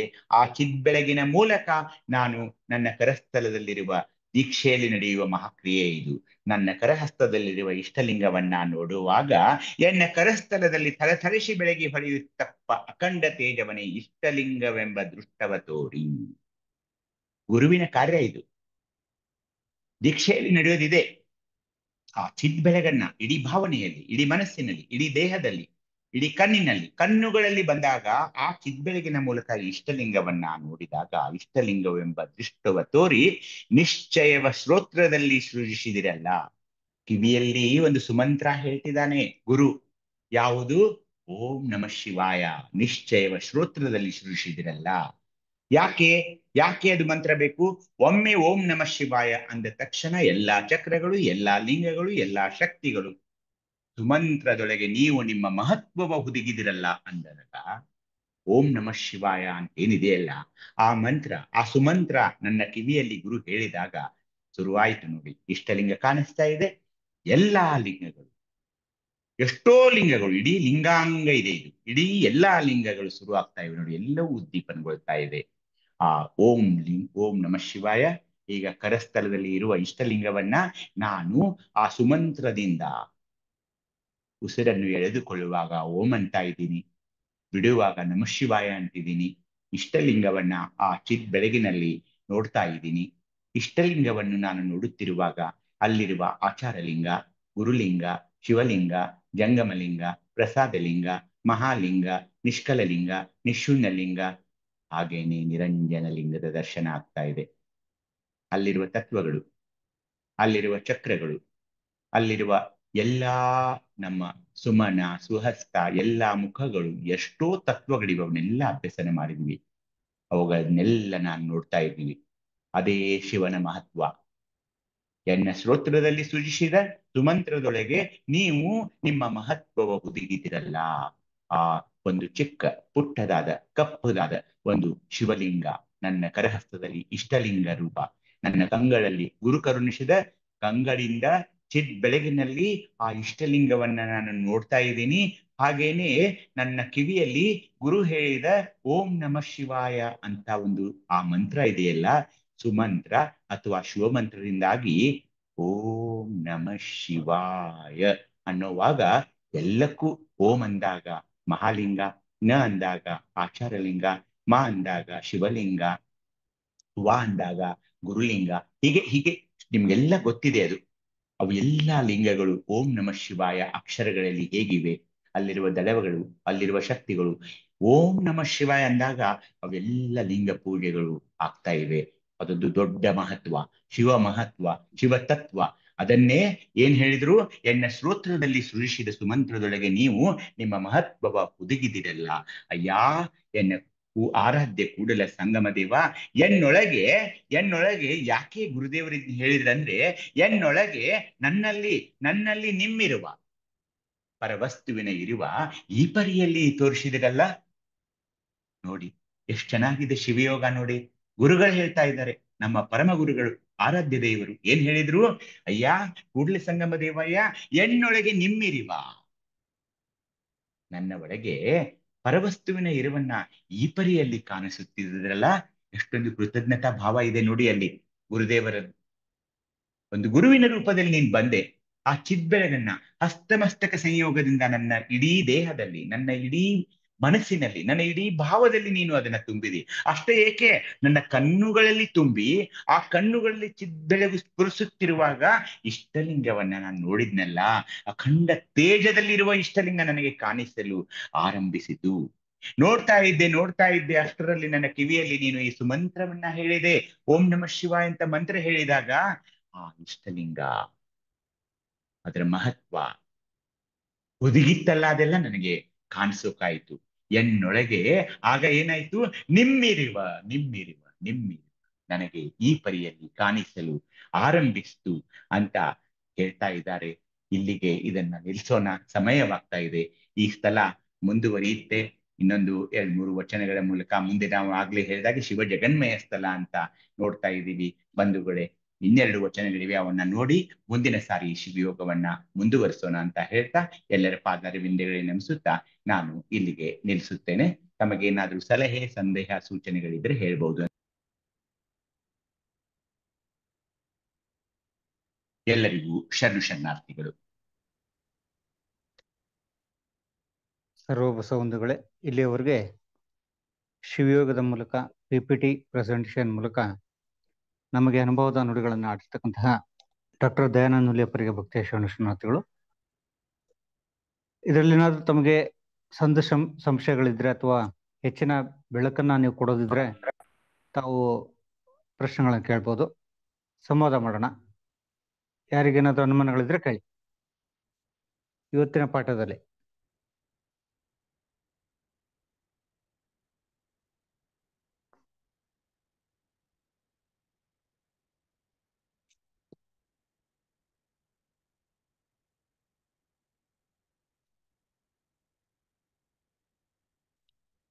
ಅಪ್ಪರೇ ಯಾರಿಗೂ ಅನುಮಾನ ಇಲ್ಲ ಅನ್ಸುತ್ತೆ, ಮುಗಿಸೋಣ ಅಪ್ಪರೇ. ಮುಗಿಸ್ಬಿಡೋಣ, ಮಂಗಲ್ ಮಾಡಿ. ನೂಲೆಪ್ಪರೇ ಓಕೆ. ಮಂಗಲ್ ಮಾಡಿ. ಸರ್ವ ಬಸವ ಬಂಧುಗಳೇ, ನಾಳೆ ಎಂದಿನಂತೆ ಭಾರತಿ ಕೆಂಪಯ್ಯ ಅವರಿಂದ ಸಕಿಲಗಳ ಮೇಲೆ ನಮಗೆ ಮುಂದುವರೆದಂತಹ ಭಾಗವನ್ನ ಅವರು ತಮ್ಮ ಅನುವಾದ ನುಡಿಗಳನ್ನು ಎಡೆ ಮಾಡಲಿದ್ದಾರೆ. ನಾಳೆ ಎಲ್ಲರೂ ಕೂಡ ಆ ಒಂದು ಅನುವಾದ ನುಡಿಗಳನ್ನು ಆಲಿಸೋಣ ಅಂತ ಹೇಳ್ತಾ ಇಲ್ಲಿಗೆ ಇಂದಿನ ಸ್ವಾನುಭವ ನಿಲಯ 1655ನೇ ಈ ಸದ್ಭಾವಗೋಷ್ಠಿಯನ್ನು ಸುಸಂಪನ್ನಗೊಳಿಸೋಣ. ತಂದೆ ನೀನು, ತಾಯಿ ನೀನು, ಬಂಧು ನೀನು, ಬಳಗ ನೀನು, ಎನಗೆ ನೀನಲ್ಲದೆ ಮತ್ತಾರು ಇಲ್ಲವಯ್ಯ ಕೂಡಲ ಸಂಗಮ ದೇವ. ಹಾಲಲ್ಲದ್ದು ನೀರಲ್ಲದ್ದು ನಿಮ್ಮಯ ಧರ್ಮ, ಶರಣಸತಿ ಲಿಂಗಪತಿ ಜೈ ಗುರು ಬಸವ. ಸರ್ವರಿಗೂ ಭಕ್ತಿಯ ಶರಣಾರ್ಥಿಗಳು. ಸರ್ವರಿಗೂ